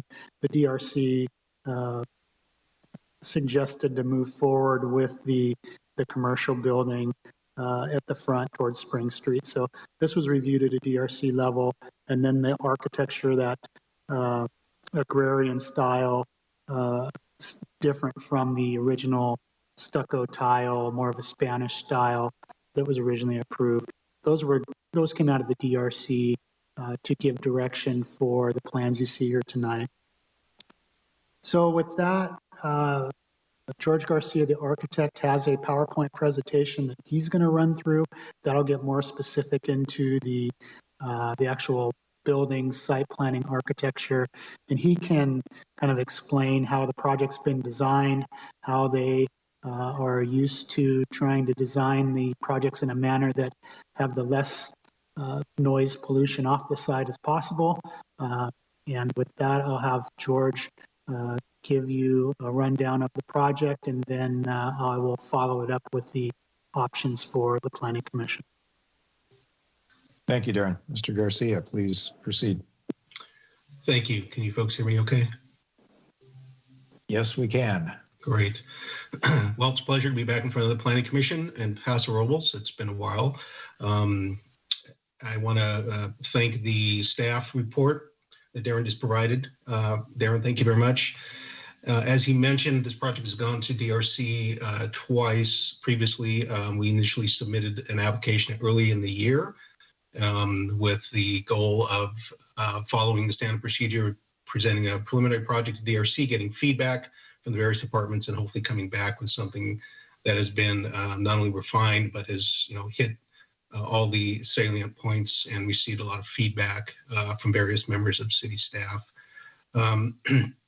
As Darren mentioned, the applicant, Hamish Marshall with Quickie Car Wash, we've actually been looking for an appropriate site in the city of Paso for probably 3.5, 4 years now. Submitted various things, worked with staff on a couple of different sites. None of them really had a lot of traction. This site became available and had checked a lot of the boxes that were required. And but knowing that it was going to be a bit of a design challenge to come up with a project that would not only meet the TC2 zoning, but would also be something that the city would not only just approve, but hopefully be excited about. So as Darren mentioned, we went to DRC looking initially at what I'd call a Spanish revival vernacular that we took out of the TC2, looking to really, in a sense, cloak the car wash use, which is sort of removed from the Spring Street frontage, and in front there put a more, I'd call pedestrian-oriented type building and a use. So in getting feedback from DRC, not only on some site planning options, but on architecture as well, we kind of went back and retooled the project to pretty much what you see now. So I'll go quickly through the presentation. If Darren can kind of click through, I have a few additional renderings where you talk some specifics about the oak tree and some of the other site constraints, and then answer any questions at the end. So here's the site. You're all familiar with it. I think those of us that have been around enough still bemoan the loss of the old A&W. Those of us with kids remember pulling in and having them sit in the car, but alas, enough nostalgia. Life moves on. So the site is, again, as Darren mentioned, zoned for the uses, with the exception of the car wash, which simply requires a CUP. One of the things that we heard loud and clear from DRC, and I commend them for giving us sort of marching orders, was to sort of step back from the Spanish revival sort of architecture. And while that was allowed as one of the vernacular styles in the TC zoning, perhaps looking at something more what I'd consider indigenous to North County or Paso. So I did a quick survey, as any good design steward would do, looking at vernacular in terms of existing buildings, existing context, right across the street. Well, with all due respect to Darren, it's a Smart and Final. I do remember it being a Scolari's back in the day, but again, time moves on. But generally, we're seeing some of the images here of buildings that are surrounding the property very much in an agrarian style, as well as a new building coming up on the kitty corner, which is the one in the upper right corner, Frogtown tasting room, I believe. So again, looking at these in terms of building shapes, as well as materiality, and what could we extract from that. So Darren, if you want to click to the next slide. And again, looking at the material palette, literally kind of picking and choosing some of the things from the various buildings surrounding this property up and down Spring Street, and then coming out with a palette that we think would be more reflective of what I'm calling a neo or modern agrarian vernacular. So we can move through the rest of the slides. So this is the current site plan.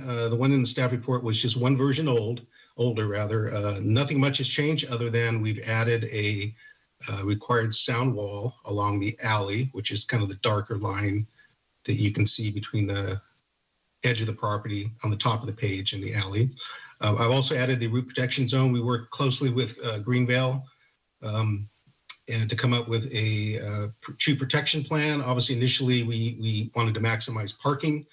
As I heard from previous projects, parking is key, and I get that, and I completely agree. So we tried to make sure we had adequate parking, but also trying to weigh that with the needs to protect oak trees. So working with Greenvale, we came up with a protection plan. You can see the existing tree as well as the outside root protection zone, in which we're basically not going to be doing any hard improvements other than some paving, which we'll do with pavers and sort of best practices when working in the root zone of the oak tree.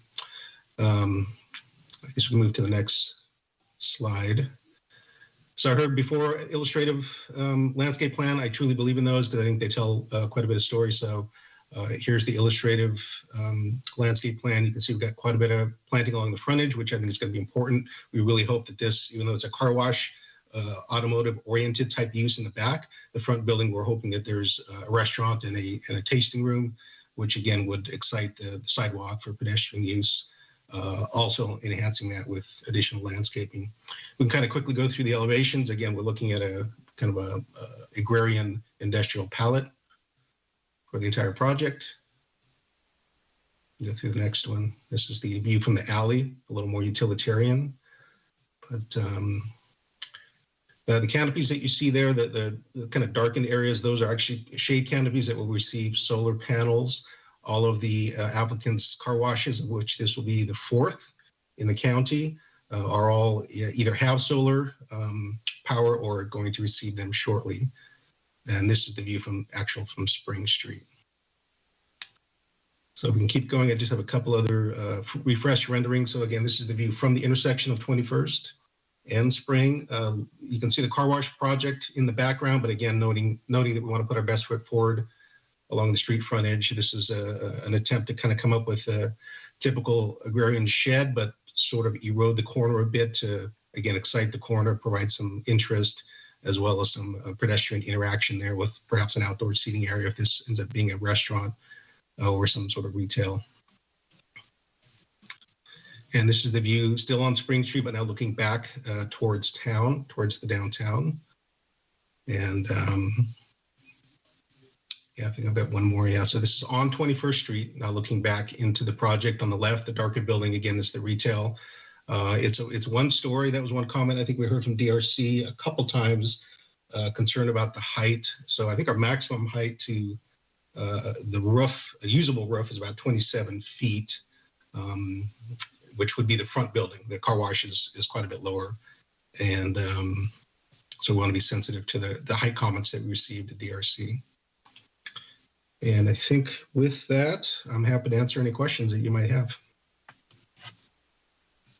Thank you, Mr. Garcia. Let's move into the portion of this item where planning commissioners do have an opportunity to pose questions to staff. Oh, excuse me, Darren, you wanted to go back and pick up some additional report items. Let's do that before we move into questions. Great, thank you. Just a reminder that part of the addendum that went out to the Planning Commission included the standard conditions of approval. I missed putting that in the initial agenda, so we're going to add those tonight with the standard conditions. There was one site-specific condition that the city engineer wanted to add related to some traffic information. And then there was a public comment that we received on the project from I believe a neighboring property owner down on 21st Street. Those were just some comments. Be happy to answer questions from the commission as well. Let's move into that segment. Commissioner Davis, any questions of staff or the project representatives? Yeah, I have a couple actually, and I did see it on one occasion at DRC, so I'm familiar with the project. Darren, maybe you could explain the wall, the noise barrier, the materials and height of that a little bit more.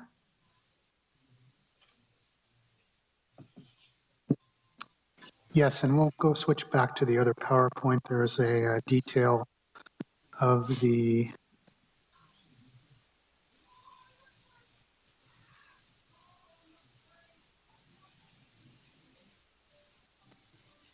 so this is the detail of the sound barrier.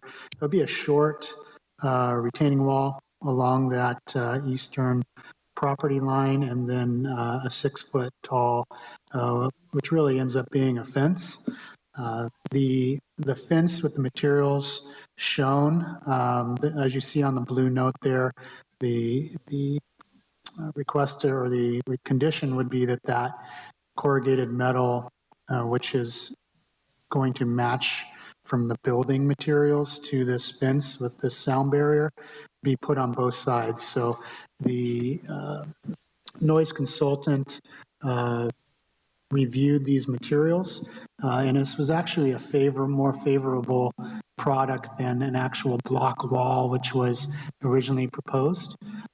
So that is what's being proposed.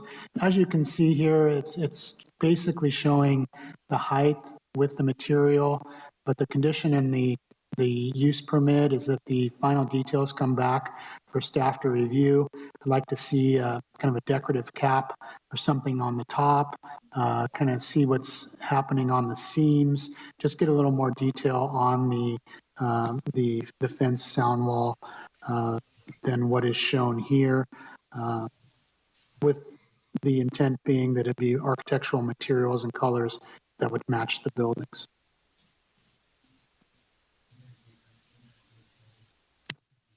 Okay, yeah, and I'm just responding to the letter that came in about noise and concern about noise and constant noise. So are you suggesting, Darren, that this material is known in the industry to buffer that kind of sound?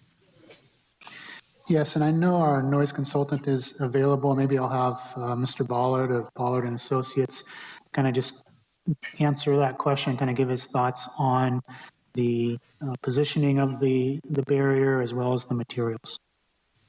Okay, thanks. Yes, good evening. Am I unmuted? You are, Paul. Unmuted, and we can hear you. Thank you, Darren. Good evening, commissioners. And to answer the question, the sound wall is specifically required for the vacuum section of the car wash project. The vacuum motors are actually going to be enclosed within an equipment room. The vacuums, the ends, the hoses actually do generate some noise, and we actually traveled down to the Quickie Car Wash in San Luis Obispo to get reference noise level data for the vacuum units. And we did some sophisticated three-dimensional modeling, and we concluded that the car wash dryers are been selected and designed such that they're not going to present an issue, but the vacuums were potentially going to exceed the city's noise standards. And we determined that a 6-foot barrier along a portion of the eastern site boundary would be sufficient to ensure satisfaction with the city's noise standards. The material would provide adequate sound attenuation, being that it's metal and it's going to be on both sides. We did look at, the different material options. You don't need a masonry wall in order to provide enough sound attenuation. The only sound that anyone would hear on the other side of the alley would be sound coming over the top of the wall, which is what you want, not sound coming through the wall. So the material that the wall is proposed to be constructed of would ensure that situation. I hope I answered your question, but if not, I'd be happy to elaborate. No, thank you for that elaboration. I appreciate that very much. My second question, Darren, maybe a little bit more on the water treatment, any conservation measures in I don't know car washes, but could you comment on the water treatment? Yeah, actually, I'll defer to George Garcia on that question, just to explain their process, their equipment that they have.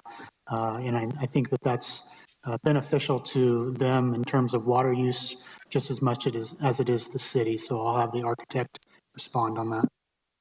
Thank you. Thanks, Darren. So all modern car washes, I would say the ones that we've done, at least for the past, say, 10 years, are required to have a water reclamation and a recycling system.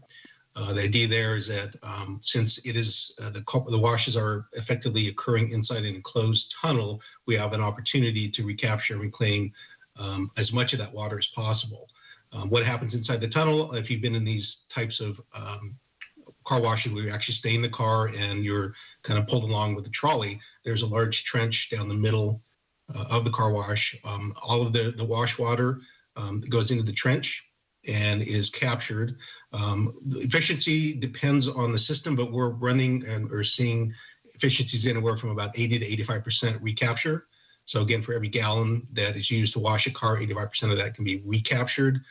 It's reclaimed, it's put into a triple rinse filtration tank, which are basically tanks right next to the car wash in the parking lot. The water is then filtered and cleaned and then put back into the wash system. So these car washes that we're doing today are very efficient in terms of reclamation. And really the only loss that we see is the incidental water from the undercarriage that sometimes comes, leaves with the car that you'll see at the end of the tunnel. But again, most of these are extremely efficient. This will be one state of the art where we're reclaiming 80 to 85% of the wash water. All right, thank you. And I bet you've received water questions in the past, so I appreciate that. My last question, Darren, and then I want my fellow commissioners to ask a few, but if Field Gibson was here and he's driving his Ford pickup truck, I think I asked this at DRC, will he easily be able to make that hard right turn for large vehicles to get queued up? From a circulation standpoint, I'd like to talk to you about that. George, why don't you answer that and to kind of explain the radiuses as well as how this facility can accommodate larger vehicles? Yes. Well, again, this is the fourth one we've done for the same client. And for the record, he does drive a Ford F-150 and uses his own facility. So you can imagine that question is number one on his mind whenever we start putting pen to paper. Some of the earlier designs that we did years ago, we used the kind of industry standards for drive-through lanes because there really isn't a whole lot difference between a Starbucks drive-through lane or a fast food or one of these type facilities. The minimum radius that we tend to look at is 12 feet, so a 12-foot inside diameter radius, for left or right turns. Historically was the standard. However, over time, and especially in San Luis Obispo County, we do see a lot of larger vehicles, especially trucks. And so we've actually expanded our thought on that. And now that the minimum radius that we try and look at is a 15-foot radius, which is fairly generous. Again, if you go through a Starbucks of any size or shape, you're probably going to see a 12-foot radius turns and whatnot. But here you can see, and they're labeled on the site plan, most of them are 15 feet, if not more. And also plenty of what we call straighten out space in front of the tunnel. So when you do have a larger vehicle, such as a truck or a dually, there's enough room for them to maneuver and straighten out their vehicle so that they can align with the little trolley and be pulled through the tunnel. And as well as in the exit, you can see on this site plan, very generous 12-foot lane width is, again, in a drive-through lane, typically they're 10 or 11 feet wide. We like to do at least, minimum 12 feet, if not wider. Again, we want to make it comfortable for the customer to be able to get in the tunnel as well as navigate out. And you can see the exit is very generous coming around the curve there. And then they can either leave the site if they don't want to vacuum, or they can pull into one of the vacuum spots quite easily. Yeah, I think my question was mostly coming in off of Spring Street. And correct me if I'm wrong, if you are coming in with a large vehicle and making that hard right turn, you can go over to that left-hand lane and have a larger turning area. Is that correct? That is correct. So yes, to answer that specific question, let's just say the worst case scenario, you'd be coming, heading north. So you're downtown heading towards Flamson, and you're going to come in making a right turn, essentially making a U-turn. So the building itself, the commercial building, is 20 feet. We've got a little landscape space in front. And then there is, I believe, a 12-foot sidewalk / planter parkway. So adding all that together, that's about 32 feet of an inside radius. And as I mentioned, 15 is our minimum. So 30 would be a logical U-turn for a larger truck to make it. But yes, to answer the question, if somebody had a very, very large truck, they could easily make that double right-hand turn, if you would, and end up in the far lane and simply go through the kiosk and pay and be on their way. All right, thank you. And if you could just ensure that that commercial could have the hamburgers like A&W, that would be great. I am a local and I remember the A&W. So thank you. That's all I have. Sure. Thank you, Commissioner Davis. Commissioner Covarrubias, questions? Thank you very much.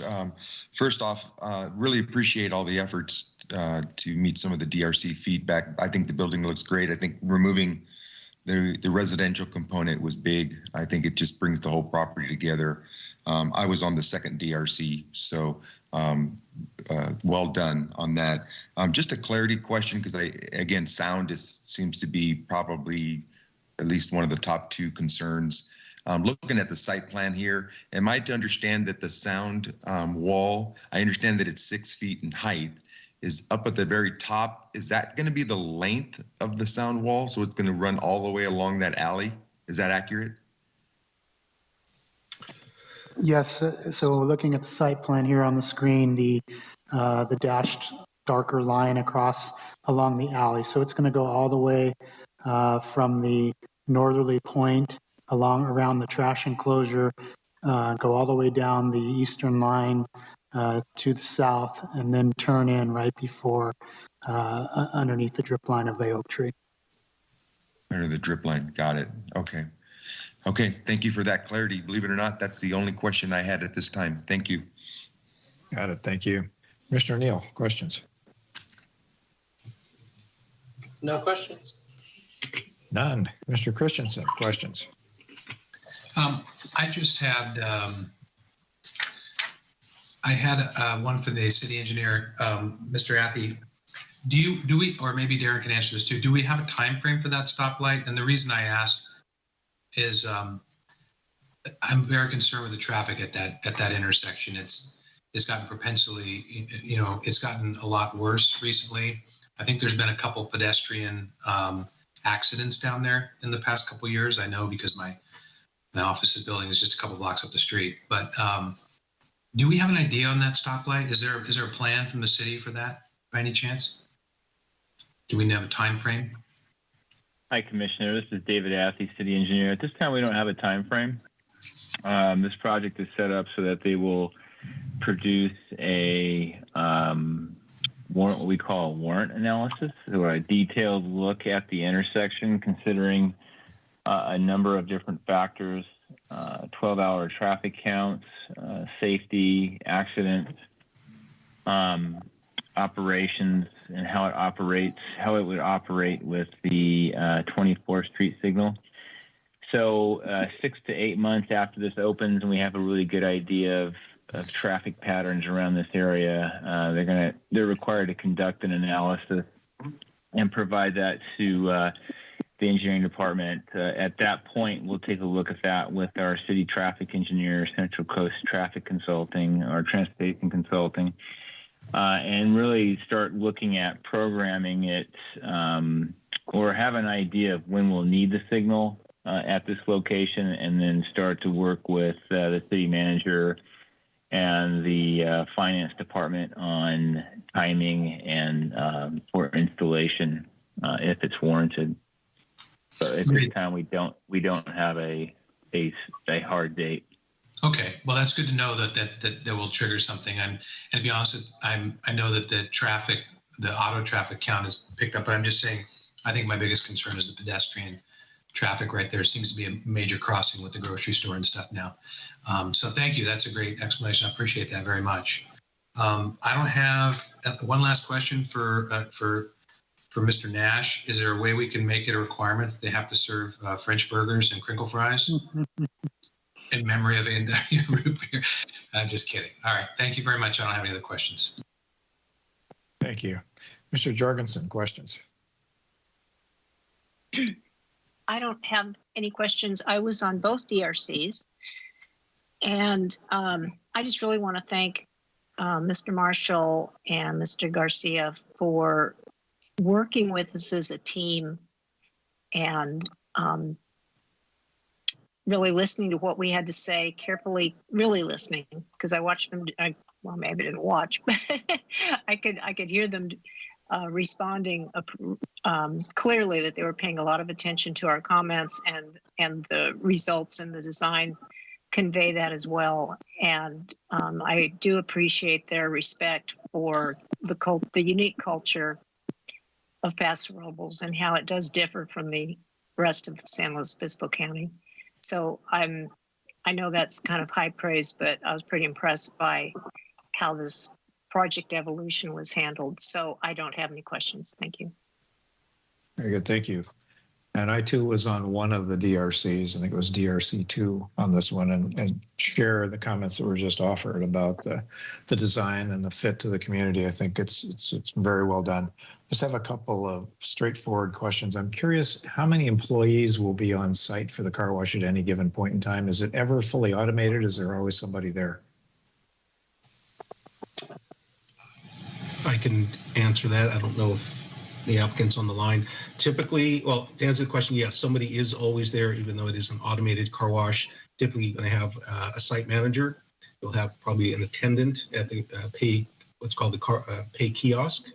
And typically, you'll have one or two other employees in or near the tunnel, typically to make sure everything is working as it should. And if something should come up, that they can, flip the switch or direct folks which way to go. So at a minimum, there's always at least, I believe, 2 employees, sometimes up to 4, depending on weekends. Peak time, there's usually more employees versus a Tuesday midday.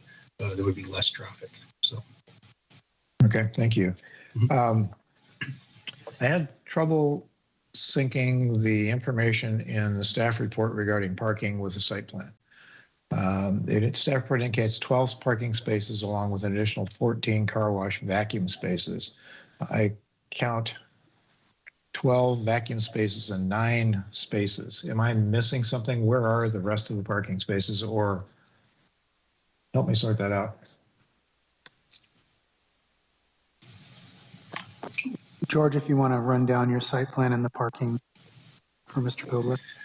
Sure. So we're in the TC2 zoning, which again, the form-based codes do not really talk about uses as much as parking based on square footage. So the requirement for commercial in this zone is 1 space per 400. So taking the front building, which is about just a little over 2,000 square feet, the car wash kiosk, and the car wash building itself as a whole, adding up the square footage divided by 400, the total parking requirement for this project was 13 spaces in total. And the number of spaces, if you count up, that we're actually providing, including the vacuuming, because again, the only time a car wash patron would park is if they're actually pulling into a vac spot and spending 5-10 minutes vacuuming the car. So adding all the parking on site that is available, we actually have 26 spaces. So what's that, almost 200% in excess. That said, we wanted to make sure that we segregated, or not necessarily segregated, but had enough parking if the front building ended up being a restaurant, for example, that, gosh, heaven forbid, that did provide hamburgers and crinkle fries. We wanted to make sure that that could stand alone in terms of parking. So again, back to the multiple DRC site plan iterations, this one I think actually ended up being the best solution, because we do have, in fact, 9 spaces up front for the commercial building, which really only requires a little over 5, again, because of its size. So yeah, that hopefully that answers the question in terms of a quick parking summary and how we arrived at the parking solution that we did. It helps, but you mentioned 26 a moment ago. Are you counting some of the queued area as parking spaces? Because again, just simply looking at the site plan, there's 21 total spaces.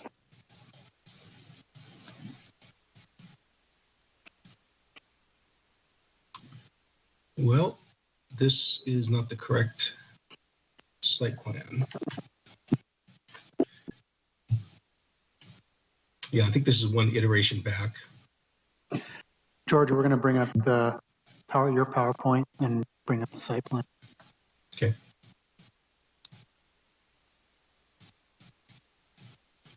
I think maybe to answer the question, regardless, we definitely do not count queue area as parking. Those lines are always moving, so we would never count those as required parking spaces.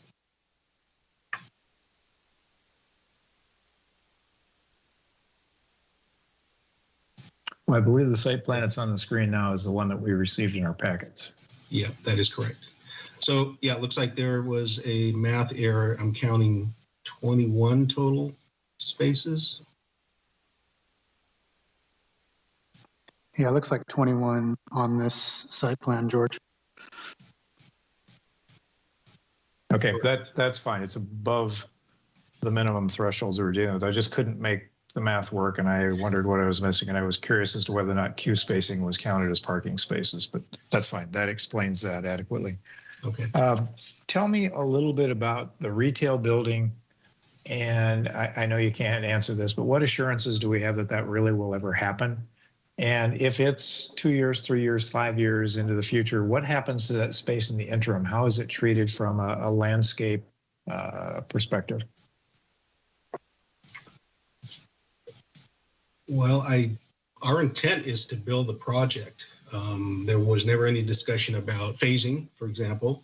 And Darren, you can jump in here, but my understanding is this is a conditional use permitted project, which I believe obligates us to build the project that we're presenting. You know, if we had submitted, for example, a phase plan, which sometimes you do for larger projects, that would be something else. But I believe the owner has every intention of building out the entire project that we're presenting tonight at one time. Perfect. That was right, as that was distributed prior to the meeting electronically. The queue also shows individual John Singh. I don't know if John is, and it indicates perhaps potentially part of the applicant group. Yeah, he's the general manager for Quickie. Okay. Does he wish to present any information? No, I just wanted to be on just in case there was some questions that need to be answered, typical to the car wash, but George did such an excellent job. So I'm good. Thank you. Very good. Thank you. So I don't have record, Jessica, of anybody else from the public wishing to comment on this. Is that correct? That is correct. Great. Thank you. Given that fact, we will close the public hearing and bring this item back to the Planning Commission. We can kind of quickly maybe go through any other discussion points on this, leading us up presumably to a motion. Since this has had DRC review by most of us, I think I'll just ask the commission generally, are there any other discussion points anybody would raise prior to a motion being put forward? Hearing none, I think we are ready. If someone would like to offer a motion on this, as was noted in the addendum to the agenda, there was an addition of Exhibit A1 of Attachment 3, which is the standard conditions of approval and the public comment that I noted earlier.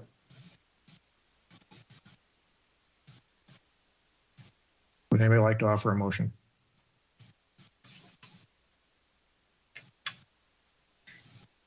Well, I guess I will as soon as I can get to it. We'll be patient. This is Joel.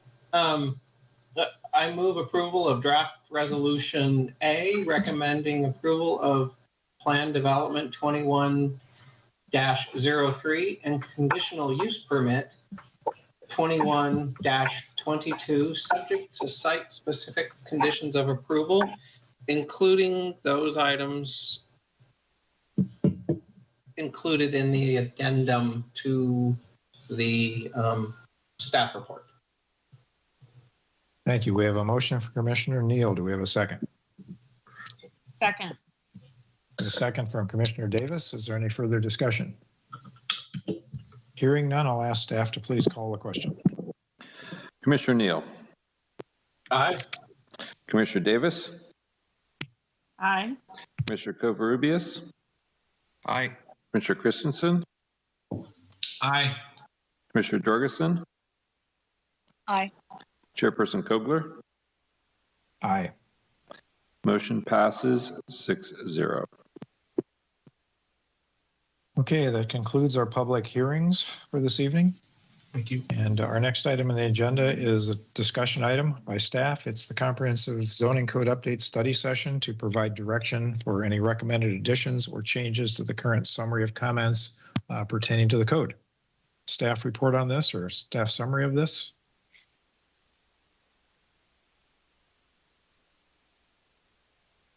Good evening, commissioners. This is Darcy Delgado, Associate Planner. So just to give you a little bit of background on this, staff has retained MIG to help us with updating the zoning code. And we've really just barely dipped our toes in and kicked this off. And so one of the initial stages with this update was getting input from the community. And so now that some of that initial legwork has been done. We really wanted to provide the information to the Planning Commission and then get some feedback on any additional comments that you might have. And so, so really, I'm going to be turning it over to Laura Stetson with MIG, but just that's pretty much the short version of it. But she's going to dive into it quite a bit more. The presentation can be interactive if the commission desires to kind of take pauses throughout and ask questions, but there's certainly going to be plenty of time to ask questions. And we really hope that you did your homework over the weekend and were able to kind of thumb through the zoning code. So with that, I'm going to introduce Laura Stetson. She's with MIG. And she also has her associate, Alfonso, who will be helping to take notes tonight. Thank you, Darcy. And Mr. Chairman, members of the Planning Commission, thank you very much. This is Laura Stetson from MIG. For some reason, I cannot get my sharing on for my videos. So if you don't mind a disembodied voice speaking to you this evening, that's what I'm going to go ahead and do. And Mr. Chairman, I wanted to make sure that the share screen is working and you can see the PowerPoint presentation. It is working, and truthfully, we are a bunch of disembodied voices anyway, so you fit right in. Okay, good. I'm happy to join the crowd. We're very pleased to come to Paso Robles and work with your staff on updating the zoning code. As some of you may remember, we worked with you on the housing element update, and some of the initiatives coming out of the housing element update include updating provisions of the zoning code to implement some very important housing policy. But more than that, the focus is to bring the zoning code into the 21st century and to update it to make it more user-friendly and to get rid of any internal inconsistencies and really give Paso Robles a mechanism to use the zoning code as an economic development tool. And so with that, I'm going to get underway with the presentation this evening. We will review the objectives for the code update. We will talk to you about what we've heard so far through a series of stakeholder interviews. But foremost, we want to hear your ideas for how the code can be updated to achieve important objectives for Paso Robles. Something that I want to mention before we discuss the details is that if you haven't had a chance tonight to really dig into the zoning code and come up with your wish list of things that you'd like to change, the Planning Commission can email comments to staff at any time. There's no timeline for doing that. We welcome any ideas, all ideas throughout the process. It's just important to remember that not to copy other planning commissioners if you do send a message to staff, but we would welcome those comments. And then at the end, I'm going to ask a question again of how else the Planning Commission would like to be involved as we move through this process. This is the only study session that's currently on the agenda for the work program, but we do have 5 HCOC meetings at which 2 planning commissioners will attend. But I think if you feel like you'd like additional study sessions or anything else that can help you contribute to this update process, that is absolutely something that can be done. Just let Darcy know, and we can make that happen. So the key objectives for the code update are to make it, as I've said, a 21st century document. There are things in the code today that make it a very cumbersome document. It's something that you, not you, the Planning Commission, but collectively the city has added to over time. So things are never stripped out, they're always added on. And so what happens is sometimes there are inconsistencies that come in. The code doesn't necessarily adjust to modern times. I think as you can see from what we've circled on your use matrix, there's just a lot of detail that's probably not there. And it was just serendipitous that we focused on car washes and detailing tonight. But we've said that there's just more detail in here than you probably need. I've worked on a lot of zoning codes in my 30 plus years in planning, and I thought I had seen the worst, least organized code when I had worked in Garden Grove, but I have to say that Paso Robles is equally difficult to use. I mean, there's a lot of great stuff in there, but you need to know what you're looking for. And so in order to get the code to work well, it needs to be better organized. So that's something that we'll concentrate on. There's just an exquisite and level of detail on everything. I was particularly struck by section 2113.030, that has very specific conditions attached to single properties in the city. So there are things that say, you know, notwithstanding whatever else this code says on this property, this is what you have to do. And so we want to make sure that these things are still valid, that they're implementable, and there are things that the city wants to move forward with. I mean, if any of you have dug into the code, you know that there are about 6 or 7 or 8 pages of this similar level of detail. Our first task will be to create an organizational structure that's intuitive, user-friendly, and compact. And I'm going to come back to this in just a second after we give you the overview.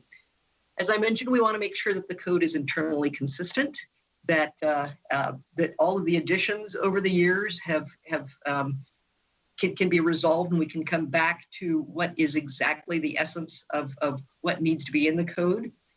We want to create flexible, modern land use regulations, things that group things a little bit better than the example that I showed you previously. And so we're going to take your existing land use chart and update it to make it reflect modern uses and things that can be flexible over time. The code currently has some tables, some graphics, but it would certainly benefit from many more illustrations and presentation of materials that give you a quick at a glance and allow for easy comparisons.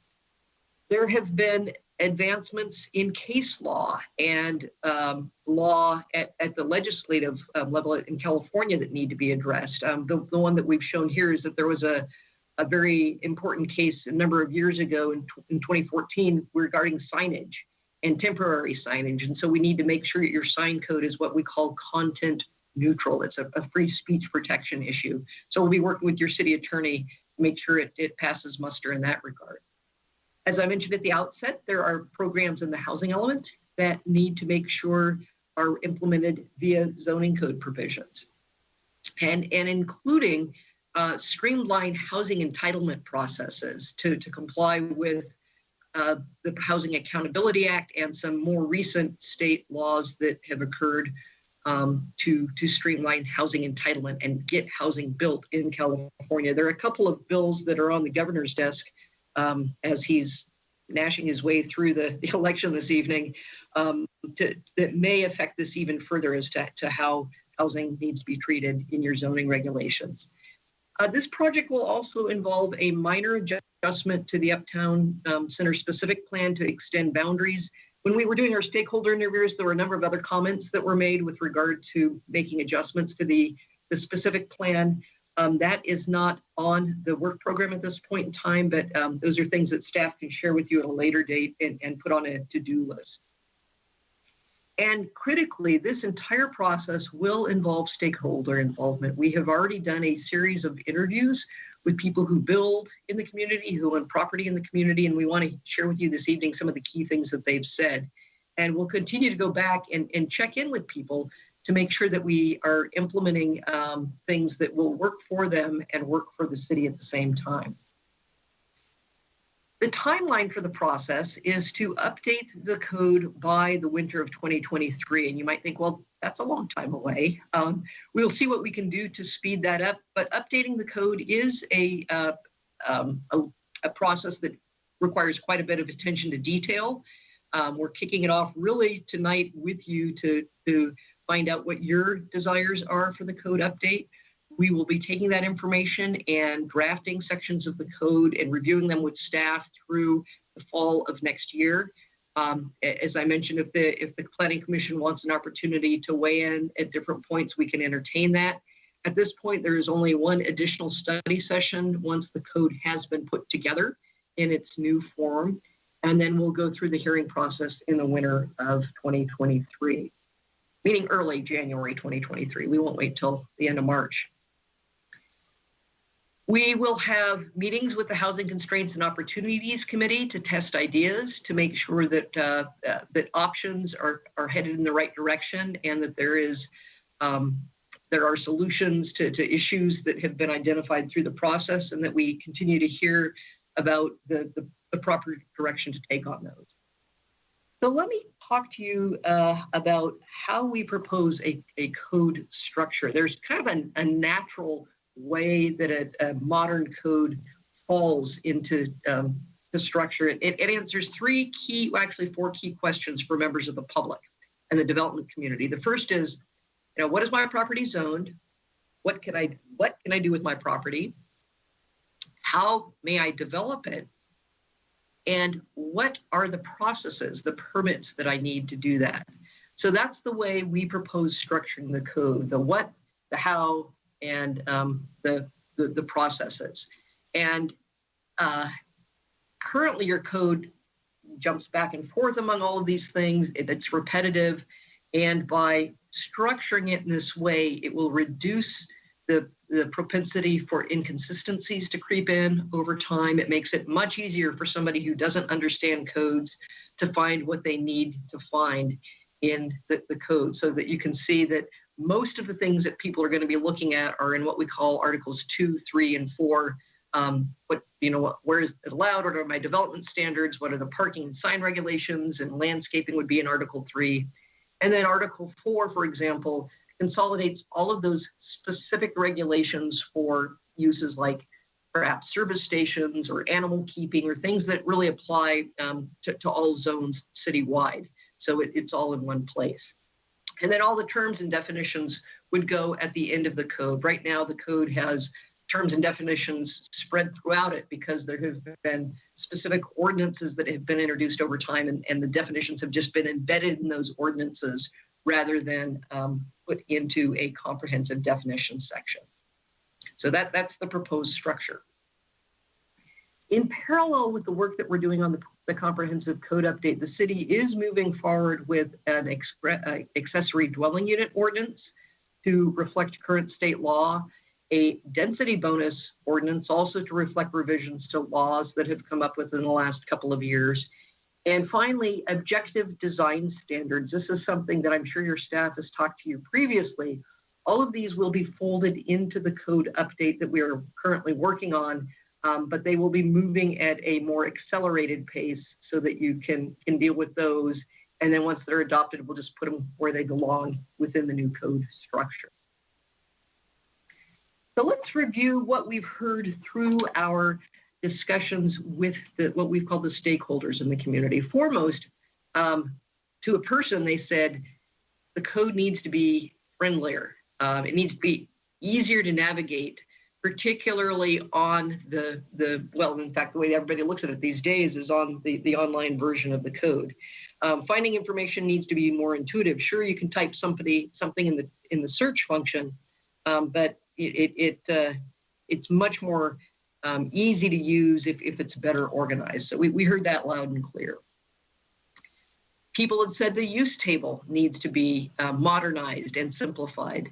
And so that's certainly something that we will do as we've shown you. Kind of an outline comment, somebody said that the live work needs to be an allowable use. We'll work with staff and the commission to look at other things that need to be adjusted in the use table as well. So nothing is set in stone right now as to what should be an allowable use versus a conditional use or regulated in some other manner. We're going to be looking holistically and comprehensively at how uses are regulated in Paso Robles. For development standards, people had said that the definitions of development standards need to be clarified. A very important comment is that they have said that the 40-foot 3-story height limit can be a constraint to development, particularly if you're doing a mixed-use project and you've got a higher floor plate on the ground floor that may be commercial. So maybe if the height is raised to 45 feet with no discussion of, is it 3 or 4 stories or 2 stories, that would provide a little bit more flexibility, recognizing that 4 stories may be an okay development approach within the town center. That there was discussion also about the importance of the interface between single-family development, existing single-family, and any new multifamily that might come in. So be sensitive to shade, shadow, and privacy on any adjacent single-family lot. The requirement for open space currently in the code for new multifamily residential is 300 square feet. There's a formula that allows you to translate, additional common space to open space, but developers had said that this is higher than the norm within the Central Coast communities, and so they asked that we take a look at that. There are requirements in the code today that require articulation of buildings, of a facade, to break up a facade. Some architects felt that those don't really make sense, and that's something that should probably be addressed through the objective design standards. People were supportive of a fractional approach to determining density. That's something that you do today. You had a project this evening that addressed that. So that's something that was given a thumbs up. I think that code amendment was made, Darcy, I think in the late last year. Maybe it was before that.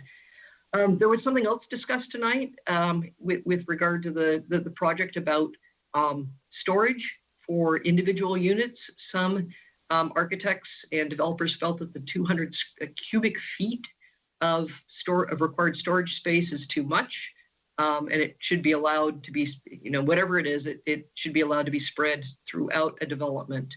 And so we'll take a look at that. Parking. People felt that the parking regulations were not onerous, that they were on par with what the market is demanding, and pretty much in line with what other communities up and down the Central Coast are requiring. So no complaints about parking, which surprised me. We usually hear concerns about parking requirements. So let's switch to processing. People love developing in Paso Robles. They said it's a straightforward process. Staff is great. They're friendly, easy to work with. And there doesn't need to be too many tweaks in the processes, other than the fact that we need to ensure that code interpretations are not diverging depending on which planner you ask. And so that, that comes back to the clarity of the regulations. With regard to fees, people did not protest too much with regard to fees. I think you've done a great job over the last many years adjusting your fees to make sure that they fund exactly what's needed and they're not stymieing development. We asked what market trends are out there that we need to account for in the zoning code, recognizing that trends do shift over time, but something that developers felt might not change is that with not just coming out of COVID, but just generally the trends that people are looking for in a house, because people are working more at home, is to provide space in homes to have a fourth bedroom and to make sure, or some space for an office, to make sure that doesn't count against any parking requirements. That the design that's required account for affordability by design, that not too many onerous provisions are put on single family and multifamily and mixed use projects that put them out of price for moderate income and lower income households. The last bullet point here is something that is very common that we hear in mixed use projects, is that the ground floor, what's called the floor plate, or the distance from floor to ceiling.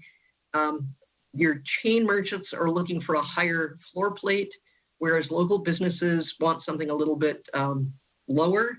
And so make sure that the floor plate is not set at a height that makes it difficult for local businesses to come into the city and to establish those businesses. So some flexibility so that ground floor can accommodate whomever wants to set up business in Paso Robles. We talked to your code enforcement staff. They've got a really hard job of making sure that everything lives up to the city's high standards, and they do a darn good job of it. We asked, what can we do to make your job easier? They said, make sure the language is clear, particularly with regard to parking. They also suggested that any violation of the zoning regulations or other municipal code be reduced to something that's a much more minor type of infraction in the city, so that it's easier for people to fix it and not have to go through a protracted code compliance process. Really good insights from talking to code enforcement. There was a lot of discussion about objective design standards. This is something that MIG's not addressing, as I've said, this is a parallel process that's moving along much more quickly. And so we would ask that staff and the Planning Commission and HCOC take a hard look at all of the suggestions that are made with regard to objective design standards, so they not stymie design, but provide the certainty that developers are looking for if they want to have a streamlined process for housing development. These are regulations that would apply to multifamily housing and any mixed-use project that has at least a 2/3 residential component, that there be things beyond simply height, setbacks, yard requirements, parking, that it address things like site design, building articulation, roof treatments, building materials, all of those types of things. Lastly, with regard to the Uptown Center specific plan, these are things that we are not addressing currently other than making adjustments to the boundaries, but there were some requests to revisit the Uptown specific plan and tweak it so it's a little bit more straightforward with regard to some of the overlays and maybe including some additional project or some additional property within the Uptown specific plan area to capture more multifamily housing. So with that, Mr. Chairman and members of the Planning Commission, we'd like to turn it to you with two key questions that we have. Are there things that vex you with regard to your zoning code that you'd like to address as part of this project? What are those topics? What provisions in particular would you like to change? And as I've mentioned, you might not have them all at your fingertips this evening, but take notes as you're reviewing projects over the next many months. If you're diving into the code, the review projects, if there are things that you think could be clarified, let Darcy know and we'll get those into the queue. And so I will turn it back to you, and I am going to stop screen sharing so that my colleague, Alfonso Ramirez, can take notes and let you see that we're taking notes. So with that, Darcy, I'm trying to figure out how to unshare. I think I've got it. I'm kind of a Teams neophyte here, but I think I've got it squared away. So Alfonso, if you could share, and Mr. Chairman, however you'd like to run the rest of this meeting, we are here to answer your questions and take detailed notes. Very good, thank you. Darcy, did you want to say anything before we move into this discussion? No, I think that we're ready to hear from the commission. Okay. Great job, Laura. Thank you so much. Yeah, I would certainly agree with that. Laura, would you just again highlight the two questions verbally that you had on the screen a minute ago, just as reminders for us? The first, and they're related, are there additional topics you'd like us to consider as part of the code update? And are there specific pieces of the code that you'd like to change? So generally topics, and then more detailed for people who are detail oriented, can you give us chapter and verse of things that you think just don't work that we need to revise? Sure, great, thank you. You asked how we might like to conduct this session, and my answer would be all of us around a table, because it's a lot more effective and iterative, I think, when those discussions can occur, but we're back in the mode of doing the best we can electronically. I would also remind folks, and you mentioned it, that both Commissioner Neal and myself sit on the HCOC, and so we have been through this, and we've had an opportunity to actually probably suggest some of the things that are on the information that we received earlier. And we can come back later to talk about whether we would like to add additional study sessions as a full planning commission or how we might like to handle that. So the fact that we're not around a physical table, but we're around this electronic table probably leads me to go back to the mode of saying, let's kind of go down the line commissioner by commissioner and offer comments that we might have, and perhaps those will become a little bit more discussion, or at least have an opportunity to state what those might be. So with that, I would ask Commissioner Jorgensen if you would like to lead us off with some input on this overall endeavor. Yes, thank you. I've been frantically writing notes as you've been speaking, so I've got a number of points, so I apologize in advance. It'll probably take a while. And they are probably not in a real logical order. So bear with me, please. First of all, just a comment, no answer required. I certainly support the Planning Commission having more study sessions and hopefully dedicated ones, not that start at 9 o'clock at night after we're already tired. So yes, please, for Planning Commission dedicated study sessions. Probably my biggest question here is who are these people? I heard people said, developers said, somebody said, who are these people and how are they selected? Darcy, do you want me to take that? Darcy. Thanks. I can help it. So we invited, I want to say 20 or so individuals and or firms that work regularly with the city that have had projects, recently, but then over, the last few years. And so we just really kind of made it really broad, knowing that we would probably get a smaller group that would respond back. And so it was a little bit of a mixture. We had anyone from, who's just a draftsman, to an architect, to I believe we had a couple civil engineers, builders, and then of course we had code enforcement. So Laura might elaborate on that more, but that was the goal was just to say who would like to participate and provide us information. And so we had a handful respond back, and so that's how we got our group. And Commissioner Jorgensen, what we've found in doing zoning code updates is it's a much more technical exercise than doing a policy plan or a housing element or a specific plan. And the general public usually doesn't know how to weigh in or doesn't want to weigh in. And so the primary target audience is people who use the code.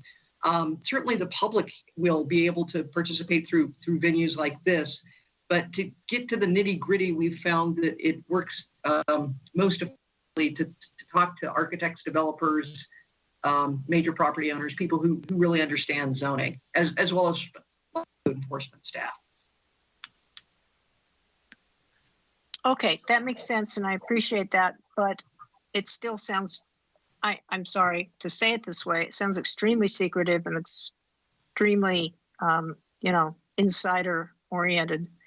And that's a concern to me, since I still don't know who any of these people are and who else may have been nice to have their opinions. So I'm concerned about that as we go on. I know this is purely the beginning. I appreciate that fully. But this is a process question. As we go on, I think this needs to be a lot more transparent because I'm uncomfortable already.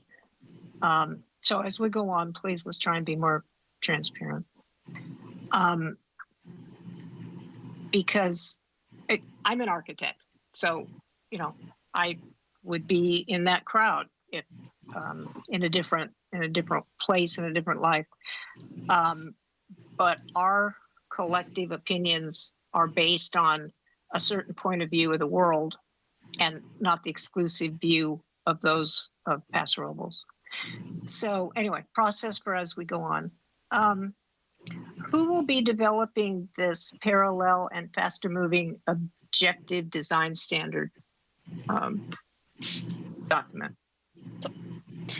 So this is Darcy again. So we are working with SWCA to update those 3 sections of our zoning ordinance.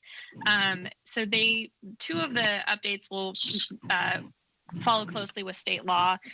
The one that will take a little bit more effort is the objective design standards. So those 3 updates will be done under a separate through separate consultant. But as Laura mentioned, that those will happen sooner. We do have some timelines in our housing element to update the ADU ordinance and the density bonus ordinance, I think within a year of adoption or of our housing element. So those should be coming back to the Planning Commission, I would say later this year. Okay, and Darcy, will they be coming back to the Planning Commission just once when they're all done, or will we have any review after they're substantively drafted but not finished before they're finalized? So I think because the ADU ordinance and density bonus ordinance were mostly following state law, I'm not sure if there's going to need to be any issues vetted out with the Planning Commission. Certainly, we've relied on the HCOC in the past, and we anticipate needing a little bit more involvement from them for objective design standards. And, you know, we could, if there was a desire for there to be like a study session ahead of a public hearing, you know, we can always look into that as well. Okay, I would encourage that. Thank you. I've heard a couple of times mentioned that norms for other Central Coast communities are being reviewed for Paso Robles, and I certainly understand that, you know, we have to have a basis to start from for modification. Appreciate that fully, but I just want to comment, kind of like we just talked about on the Quickie car wash. Paso's norms are not necessarily those of San Luis Obispo or any place else. And so I just want to be cautious. I totally get having a place to start, but then let's not just say, well, everybody else is doing it, so we're going to do it too. So I just ask, I encourage caution on that. And then another question for staff. And this sounds, I guess this is a really dumb question, and I guess I'm supposed to know this, having been a planning commissioner for a number of years now, but who's Paso Robles code enforcement staff? Yes, we have the community services officers. We have one, Ren Patnode is our main person who does code enforcement. And code enforcement, are those officers work through the police department? Okay, so I appreciate that. I mean, it seems like there's obviously a whole bunch of different kinds of codes that need to be enforced. So there's a variety of different kinds, but I would encourage, as we're looking at zoning enforcement, I saw was one of the sections, or at least was a piece of one of the proposed sections for the new zoning code document, which I am fully behind and encourage, because I think we need to be really careful as we're rewriting this to be consistent in how we enforce our code between all of the neighborhoods of our city, to make sure it's equitable economically and socially. And that's not, and I'm not saying that for when projects are submitted to the city and we're reviewing them. I have absolute faith that that goes well and as it should. I'm talking about things like bootleg projects, signage without approvals, changes to what was approved years, you know, something that could have been there for many years, but is not being enforced as other projects that are in the center of town. That's where the tourists see it. I just have a concern that we need somehow to put in our zoning code an emphasis on equitability between all neighborhoods of this city for after development enforcement. If we don't, you know, we have proliferation of blight that is very concerning when it's in one place and not really noticed when it's in another place. So I don't know how that happens. I'm just at this early stage just saying things that concern me about Paso Robles, and hopefully that's something that we can make better in this zoning code. Let me look, I may be close to done here. I think lastly, I just want to be sure that we, as we're looking through all this, have rational basis for changes. One of the examples that was given, and I know this is just an example for explanation purposes, so please don't take this as a specific criticism, but one of these people, who I don't know who they were, said that we need to have a 45-foot height limit instead of a 40-foot height limit for some category. I don't even remember what. But why? I mean, I just want us to have a rational basis. That may be an excellent suggestion. I have no idea. But rather than we were asked to do it as a rationale, I think we need to know specifically why we are doing it. So I think that's it. I am excited that we're doing this. And I'm also excited and hopeful that the Planning Commission will be actively involved. And I will pull out my gigantic binder of the zoning code and start doing my homework and send comments to Darcy. So thank you very much. Thank you, Commissioner Jorgensen. Very insightful comments. Commissioner Neal. Yeah, I guess the zoning code probably is one of the most esoteric documents ever written. And people don't really care about it until they figure out they can't do something they want to do. So I guess I can understand how difficult it would be to get the general public involved, but I do think it's probably worth a try.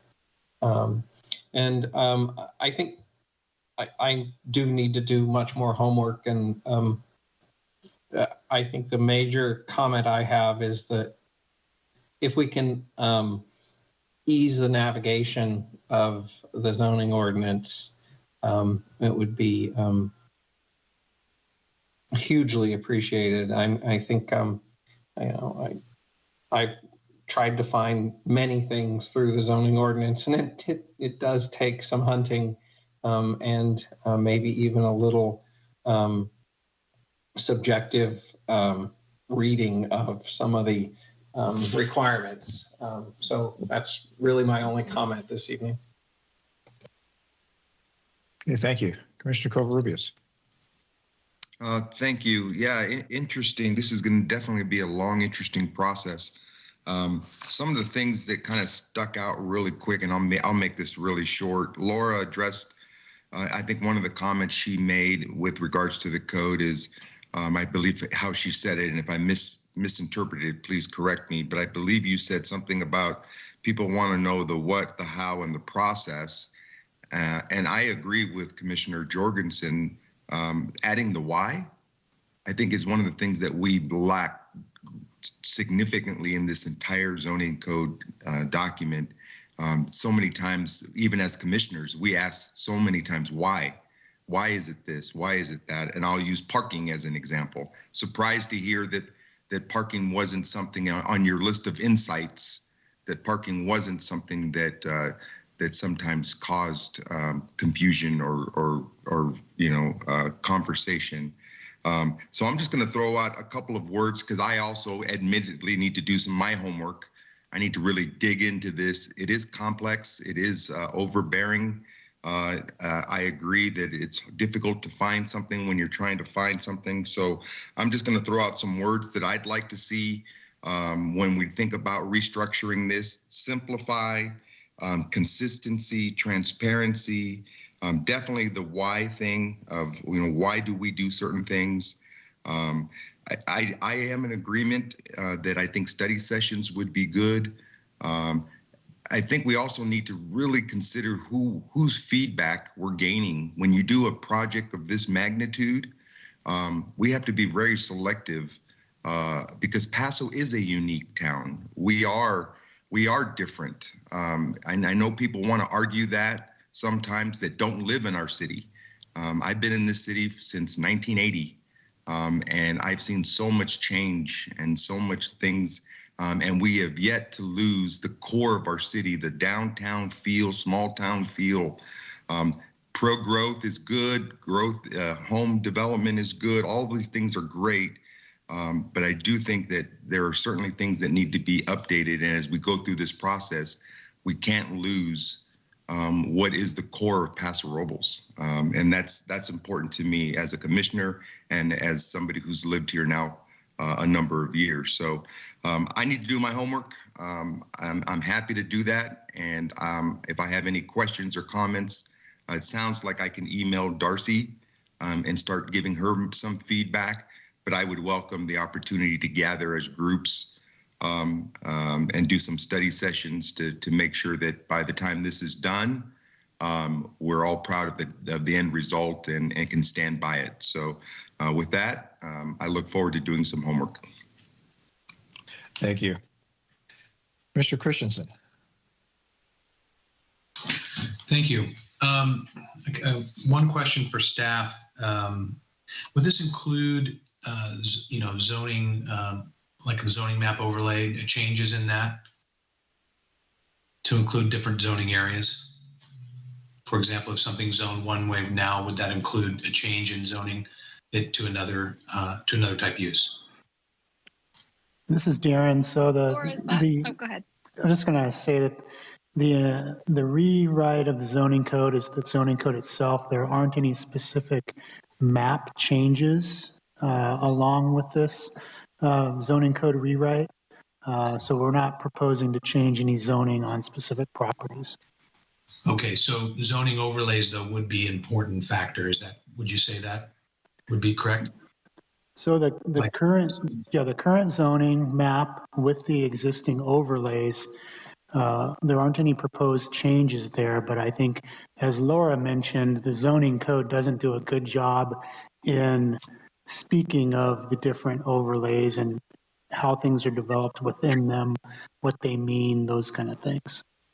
Okay, yeah, and I would agree with that. Thank you, I appreciate that explanation. So that would be a poignant issue for me, is that I think that is a key factor. And I don't want to take too long with this either, because I've got a lot more homework to dig into this, and I know it's late for everybody. But one of the things that Commissioner Jorgensen brought up was the code enforcement. And one of the things I've always felt, and it got mentioned tonight by Commissioner Covarrubias in questioning, is I would love to see more of a process. And I'll just throw that term out there. That's just an important process, I think.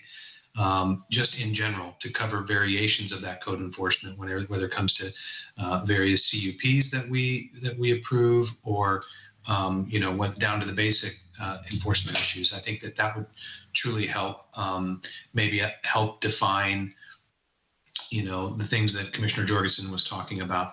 And if I'm incorrect to that, maybe she can correct me.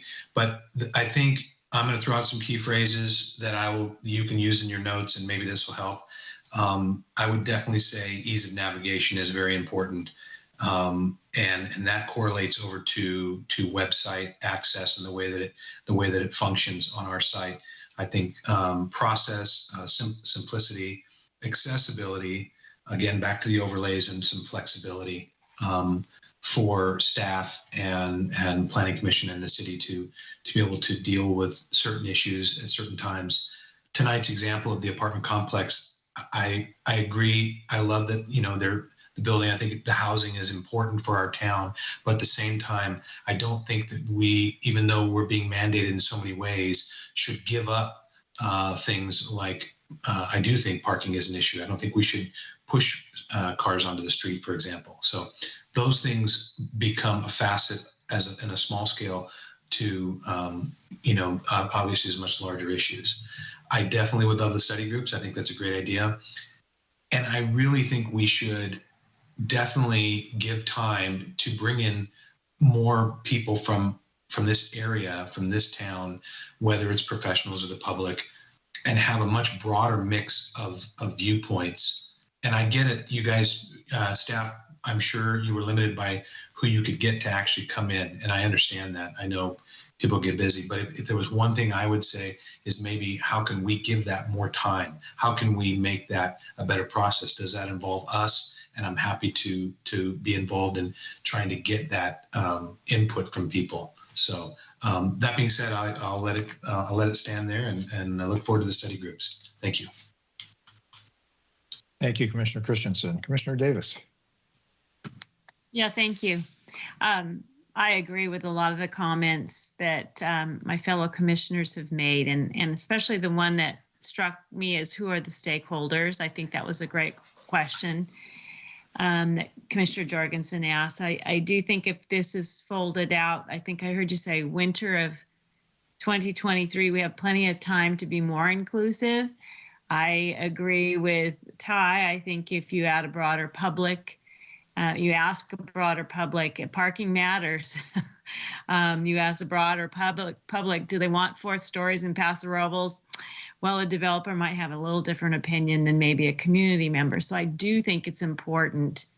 And it's hard to reach that group because some people don't even know what a zoning is. So I respect the fact that you have a starting point, but I do think we need to be as inclusive as possible with some of these topics. I heard some great things in terms of better organization, making it user-friendly. One thing I just wanted to highlight, anytime we have an opportunity to put a graphic or an illustration to explain maybe a design standard more, I think is a good idea. So I'm very, very happy that we have this grant and that we have this focus. I look forward to participating, but maybe not at this late hour. So I look forward to future study sessions. Thanks, you guys. Thank you.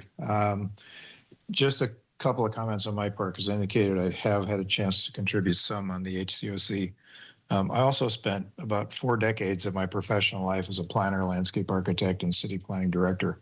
So I've lived and breathed zoning for a really long time. And Laura, would wholeheartedly agree with the statement that you made that, let's just be positive, Paso Robles ordinance is not the best organized ordinance I've ever tried to read either. So it needs help.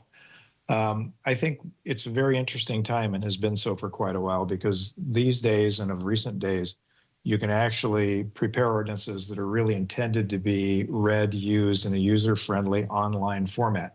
Gives you far greater ability through links to link to graphics, to link to photos, even to link to videos that can make the ordinance more user-friendly and more understandable to people as a whole. I think there's going to be a big challenge on public engagement. It's easy to say public engagement, but truthfully, the technical aspects of a zoning code are not the kind of thing that people are terribly interested in usually, nor necessarily qualified. Not to diminish the interest and the need we have to get opinions on design matters and things that matter to people in the form of a community and what people like, and we can structure and work within those to come up with a code that hopefully reflects some of that. Study sessions, I think, for the commission will be great, will be necessary. I would like to see those address both the design standard component, not necessarily the requirements by the state, but those where we have a choice. There's a lot of the commission to participate in that, and certainly in the zoning code as well. So I think this is a great opportunity for the city to come up with a code structure that works far better than that exists today, and really kind of helps advance the ideals and design standards this community holds near and dear to its heart. So I think this is going to be a great exercises we have going forward for the next year and a half, roughly, or whatever that time frame is. And I assume it'll truthfully take every minute of that to get there. So I'm a bit of a zoning geek, but I'm excited about getting into this. I think it's something that the city has long needed, and I think all of the dominoes are kind of lined up to knock them over in the right sequence. So I am excited, and I commend the work that's been done to date, and look forward going to into the time in the future with meetings with this group and other groups we have to kind of pull this together. That's all I have to offer. Any other commissioners come up with any other last closing thoughts or comments on this? This is Commissioner Christensen. One thing popped into my mind I meant to say earlier. I would love to see that there's a clearer interpretation, and no offense, and I'm sure that Darren could attest to the many questions he's gotten from me in the past years. Being in real estate, I get tons of questions, and then I throw them his way.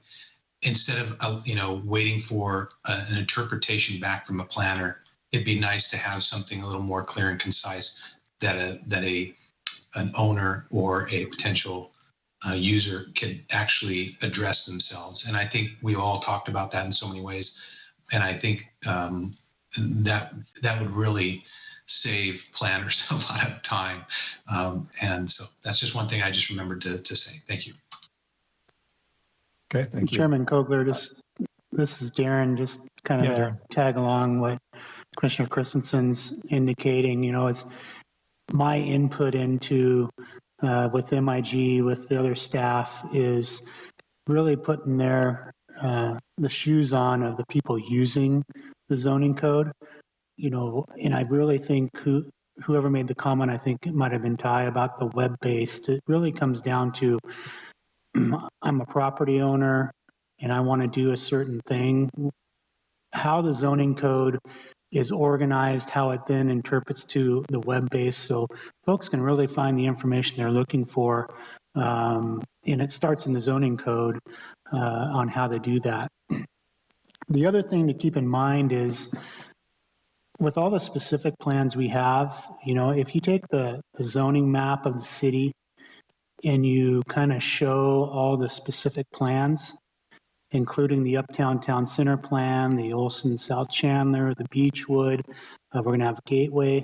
Those are large areas of properties that have specific documents applied to them. So when we think about, you know, development of the Olson South Chandler specific plan, well, we're really going to be looking at the specific plan for the guides, the design guidelines for as those neighborhoods develop. That's how those specific plans were designed, not as much the zoning code. So if we think about what this zoning code rewrite's going to do and what it's going to apply to, it's really going to apply to existing neighborhoods, existing commercial. There isn't going to be a lot of new development that we're going to be using the zoning code for. So as we work through and we have these discussions, and as the Planning Commission kind of looks at the regulations, it really is going to be more of people, you know, doing additions, doing additional units, or maybe there's a demolition and a redevelopment. I think that's going to be the focus of the zoning code, and I think that should be part of the focus of how this project is designed, as opposed to, you know, grading ordinances and oak tree ordinances and things that deal with new development. How do we use the zoning code for working with infill properties and properties outside of these specific plans? And I think that changes the way we kind of look at some of these sections, and we'll be working with the consultants on that and with the HCOC, and, you know, and hopefully, you know, we'll have some planning commission sessions as well. But something to kind of focus on as you're looking through these sections, how they apply to what we'll be looking at. Well, Darcy, we're shy of filling in all of the gridded boxes that are on the screen right now, but I hope this has at least given you enough of an overview of some of our interests that help guide the process and discussion going forward. Absolutely. And as it was mentioned before, you know, if you wake up in the middle of the night and you want to shoot me an email at 2 a.m, feel free. And just, yeah, jot down your ideas, and then I will continue to funnel those through to MIG, and we will start talking about how we can incorporate some future study sessions, kind of intermixing them, since we do have a kind of a schedule for HCOC coming up as well. So I think that the feedback we got tonight just gives us a really good start. So thank you, everyone. Perfect. And thank you for agreeing to respond to our emails at 2:30 in the morning. I didn't say I would respond. I just said you could send it. All right, moving right along, as we might say. Consent calendar is the next item on our agenda. We have 2 items. We have Development Review Committee minutes of August 16th and Planning Commission minutes of August 24th. Are there any comments or corrections for those? Otherwise, a motion to approve those would be in order. This is Commissioner Christensen. I move that we approve those. A motion for approval from Commissioner Christensen. Do we have a second? Second. Seconded by Commissioner Davis. Please call the roll on that.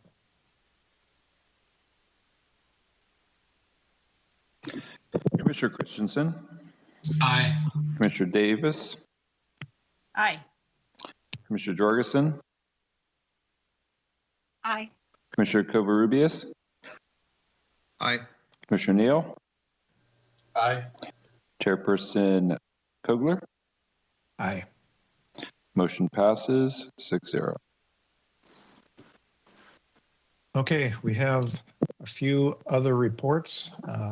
The Housing Opportunities and Constraints Committee was just bantered around a few moments ago. Is there an update on that? Or does the discussion we just had suffice for that?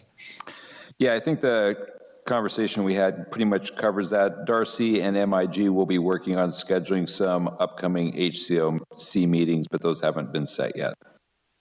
Okay. Thank you. Railroad Street Ad Hoc Committee report.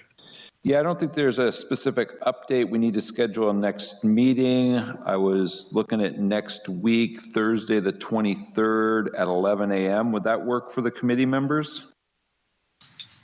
This is Commissioner Christensen. I thought we were scheduled for Thursday this week. I apologize. Too. Oh, are we this week? Yeah, I have it on my calendar. I was just looking to double check on my calendar, and I have it for 2 o'clock on the 16th. I have that as well. And I do as well. Okay. Well, that answers that. It's missing on my calendar. I'm glad we brought this up. Okay, so 2 o'clock on the 16th. Perfect. Even better. Yeah, we'll make sure everybody's got the same notice for that meeting. All right. And then Paso Robles Street, no updates on that either. Okay.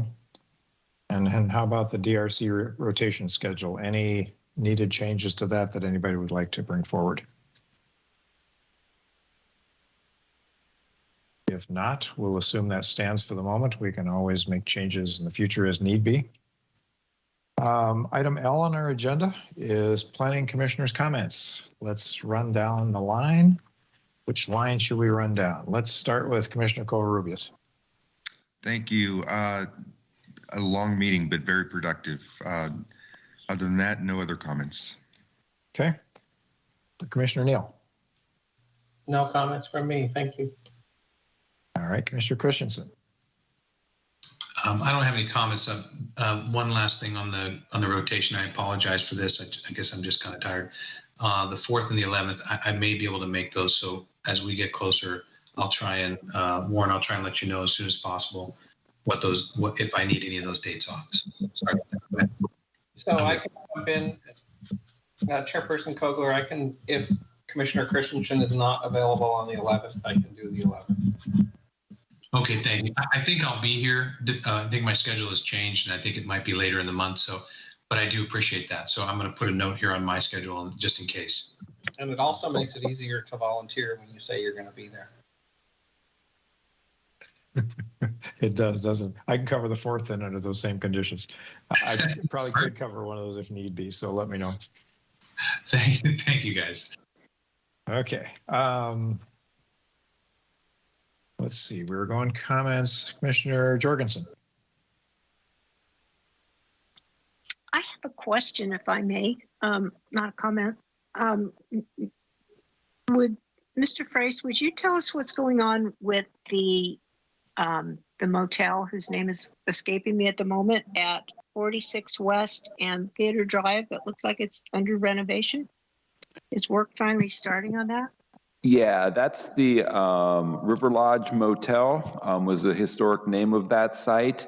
So that was a site that the city had acquired through litigation, and we have sold it. So there's a new owner of it. They have submitted a project to rehabilitate the motel. What they're doing right now is basically some demo work just to kind of clear out some of the interior of the old rooms, but they won't be able to do any construction or any exterior modifications until they've completed their development process. So we're right now in the first review. Darcy's the lead on that. We'll be issuing completeness items on that, and then that'll be coming back through for some sort of additional review process, either at DRC or Planning Commission. We're still kind of reviewing exactly what that final process will be. Great, thank you. That's all for me. Okay, Commissioner Davis. No comments, just a question. Warren, do you anticipate staying virtual for our planning committee commission meetings? For the near-term future, we're really trying to get a handle with the county on what the COVID trends look like. It's not clear whether we've hit a peak yet, but we'll have to get back down to a safe level, and we're well beyond that. Right now, our case rates are basically the same as they were in December and January. Yeah, the reason I ask is I am in person at Cal Poly starting this next week, but the numbers are up, and who knows if it's going to change. So I was just curious what, where the city was coming in on that. Thank you. Okay. And I really don't have anything. One quick question, just following up on Commissioner Jorgensen's. So the motel renovation that's going on, is that to turn it into another motel or something else? Yeah, the applicant wants to restore it and turn it into basically kind of a high-end vintage boutique motel. So they want to retain the essence of the historic motel, but operate it more kind of like a four-star resort property. So I think it's going to be fairly similar to if you've been down to the Skyview in Los Alamos and down in Palm Springs, there's a number of kind of vintage motels that have been significantly upgraded. That's the approach that they're going to take to the River Lodge. Cool. Okay. I have no further discussion points or questions. Chair Kogler, I forgot to ask a question if I could. You may. Warren, I'm a little confused, and I know that the county is a superior agency, but on the airport commission and the county's purview over Paso Robles Airport, if just sort of how that works and the hierarchy and that sort of thing.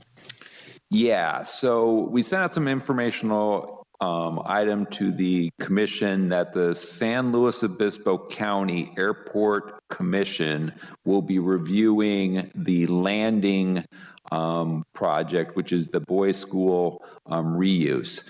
So we have a airport land use plan that overlays basically the perimeter of the airport out about a mile or two in every direction. The purpose of the land use plan is to make sure that city development is consistent with the long-term operation of the airport. This is, I believe it's a state, if not federal requirement. So all airports have land use plans around them to try to maintain consistency in terms of uses. So we're no different. We have one. San Luis Obispo County City Airport has a land use plan as well. So the San Luis Obispo, so it's a county jurisdiction that's responsible for these airport land use plans and oversees them. So as projects move forward, if they're consistent with general plan and zoning, then there's no review that's required at the county level for any projects. But when we are changing either zoning or general plan, which is the case with the landing project, we do have to go before the County Airport Commission, and they are required to make a determination of consistency, that general plan change will be consistent with the intent of the adopted airport land use plan. So tomorrow, we're going to basically be providing an informational briefing to the San Luis Obispo County Airport Commission. We'll have to come back at a future date for the formal consistency determination. They weren't ready to schedule it for that, but they did want to brief the Airport Commission up on that. So that's kind of how the process works between the two. Their role, they really aren't looking at the project design, but they are looking at the uses, the overall intensity, number of people per acre, which is one of the key factors in the Airport Commission. So that's the level that they'll be looking at. And so is the Airport Commission appointed by the supervisors? I believe that they are. Okay, I just found it interesting that none of our commissioners are on the Airport Commission. Yeah, and I don't believe that there are many city planning commissioners that are on the Airport Commission. Typically, I'm talking our airport commissioners. I'm sorry. Oh, our airport commissioners. Yeah. And would like to see maybe if, since we do have an airport commission, that may in the future, if that's something we could talk to the county about. Yeah. Roger Oxborough, who's our airport manager, is actually the chairperson of the county airport commission. So the city is very well represented at the county level. Okay. Well, thank you. That's it for me. Sorry. No problem. Thank you. Warren, did you have some other staff comments you'd like to make? Yeah, just updates on some other projects moving ahead. The Olson South Chandler specific plan, they're hoping to break ground on the first phase in October. When and if that's a go, we'll have an event with the commission and the city council for the groundbreaking. They're also processing an amendment to one of the sub-phases. That's likely going to come back as a tentative map amendment with a development plan. The Beechwood specific plan is also moving ahead. They're working on a phase 1 small lot tentative map and development plan, likely to be on a commission agenda probably around November. The Red Tail Apartments, that's the big apartment project next to Food for Less, 200 units. Looks like they'll be breaking ground in October on that project as well. We'll probably have an event involving the Planning Commission for that as well. The commission asked for a briefing on the city's spaceport application process. That'll be on your next agenda. Also, the city's adopted a new urban water master plan. We're going to be providing a briefing to the Planning Commission on that item on your next agenda as well. And then in terms of the landing, boys school project, we do expect that to be on the DRC agenda next week to look at the warehouse distribution portion of the project. That's the 1 million plus square foot building. So look for that on DRC. And then just kind of an update item, the Sensario project out on 46, that's where the Bruce Monroe light show is. We have issued a stop work for some grading activities that happened out there that weren't permitted. So we are doing some work on reviewing that issue right now. We'll keep the commission apprised of kind of what's the next steps to expect on that. And that'll conclude my comments. Darren says he has nothing else. I think we're done. All right, with that, I would put forward a motion to adjourn. I move we adjourn. This is Commissioner Christensen. I think I just did that, but there's a second. All right, we have a motion and a second. All in favor, or just a voice vote is fine. Please say aye. Aye. Aye. We're out of here, folks. Thank you. Good night. Good night. Good night, Good night, all. everybody. Thank you.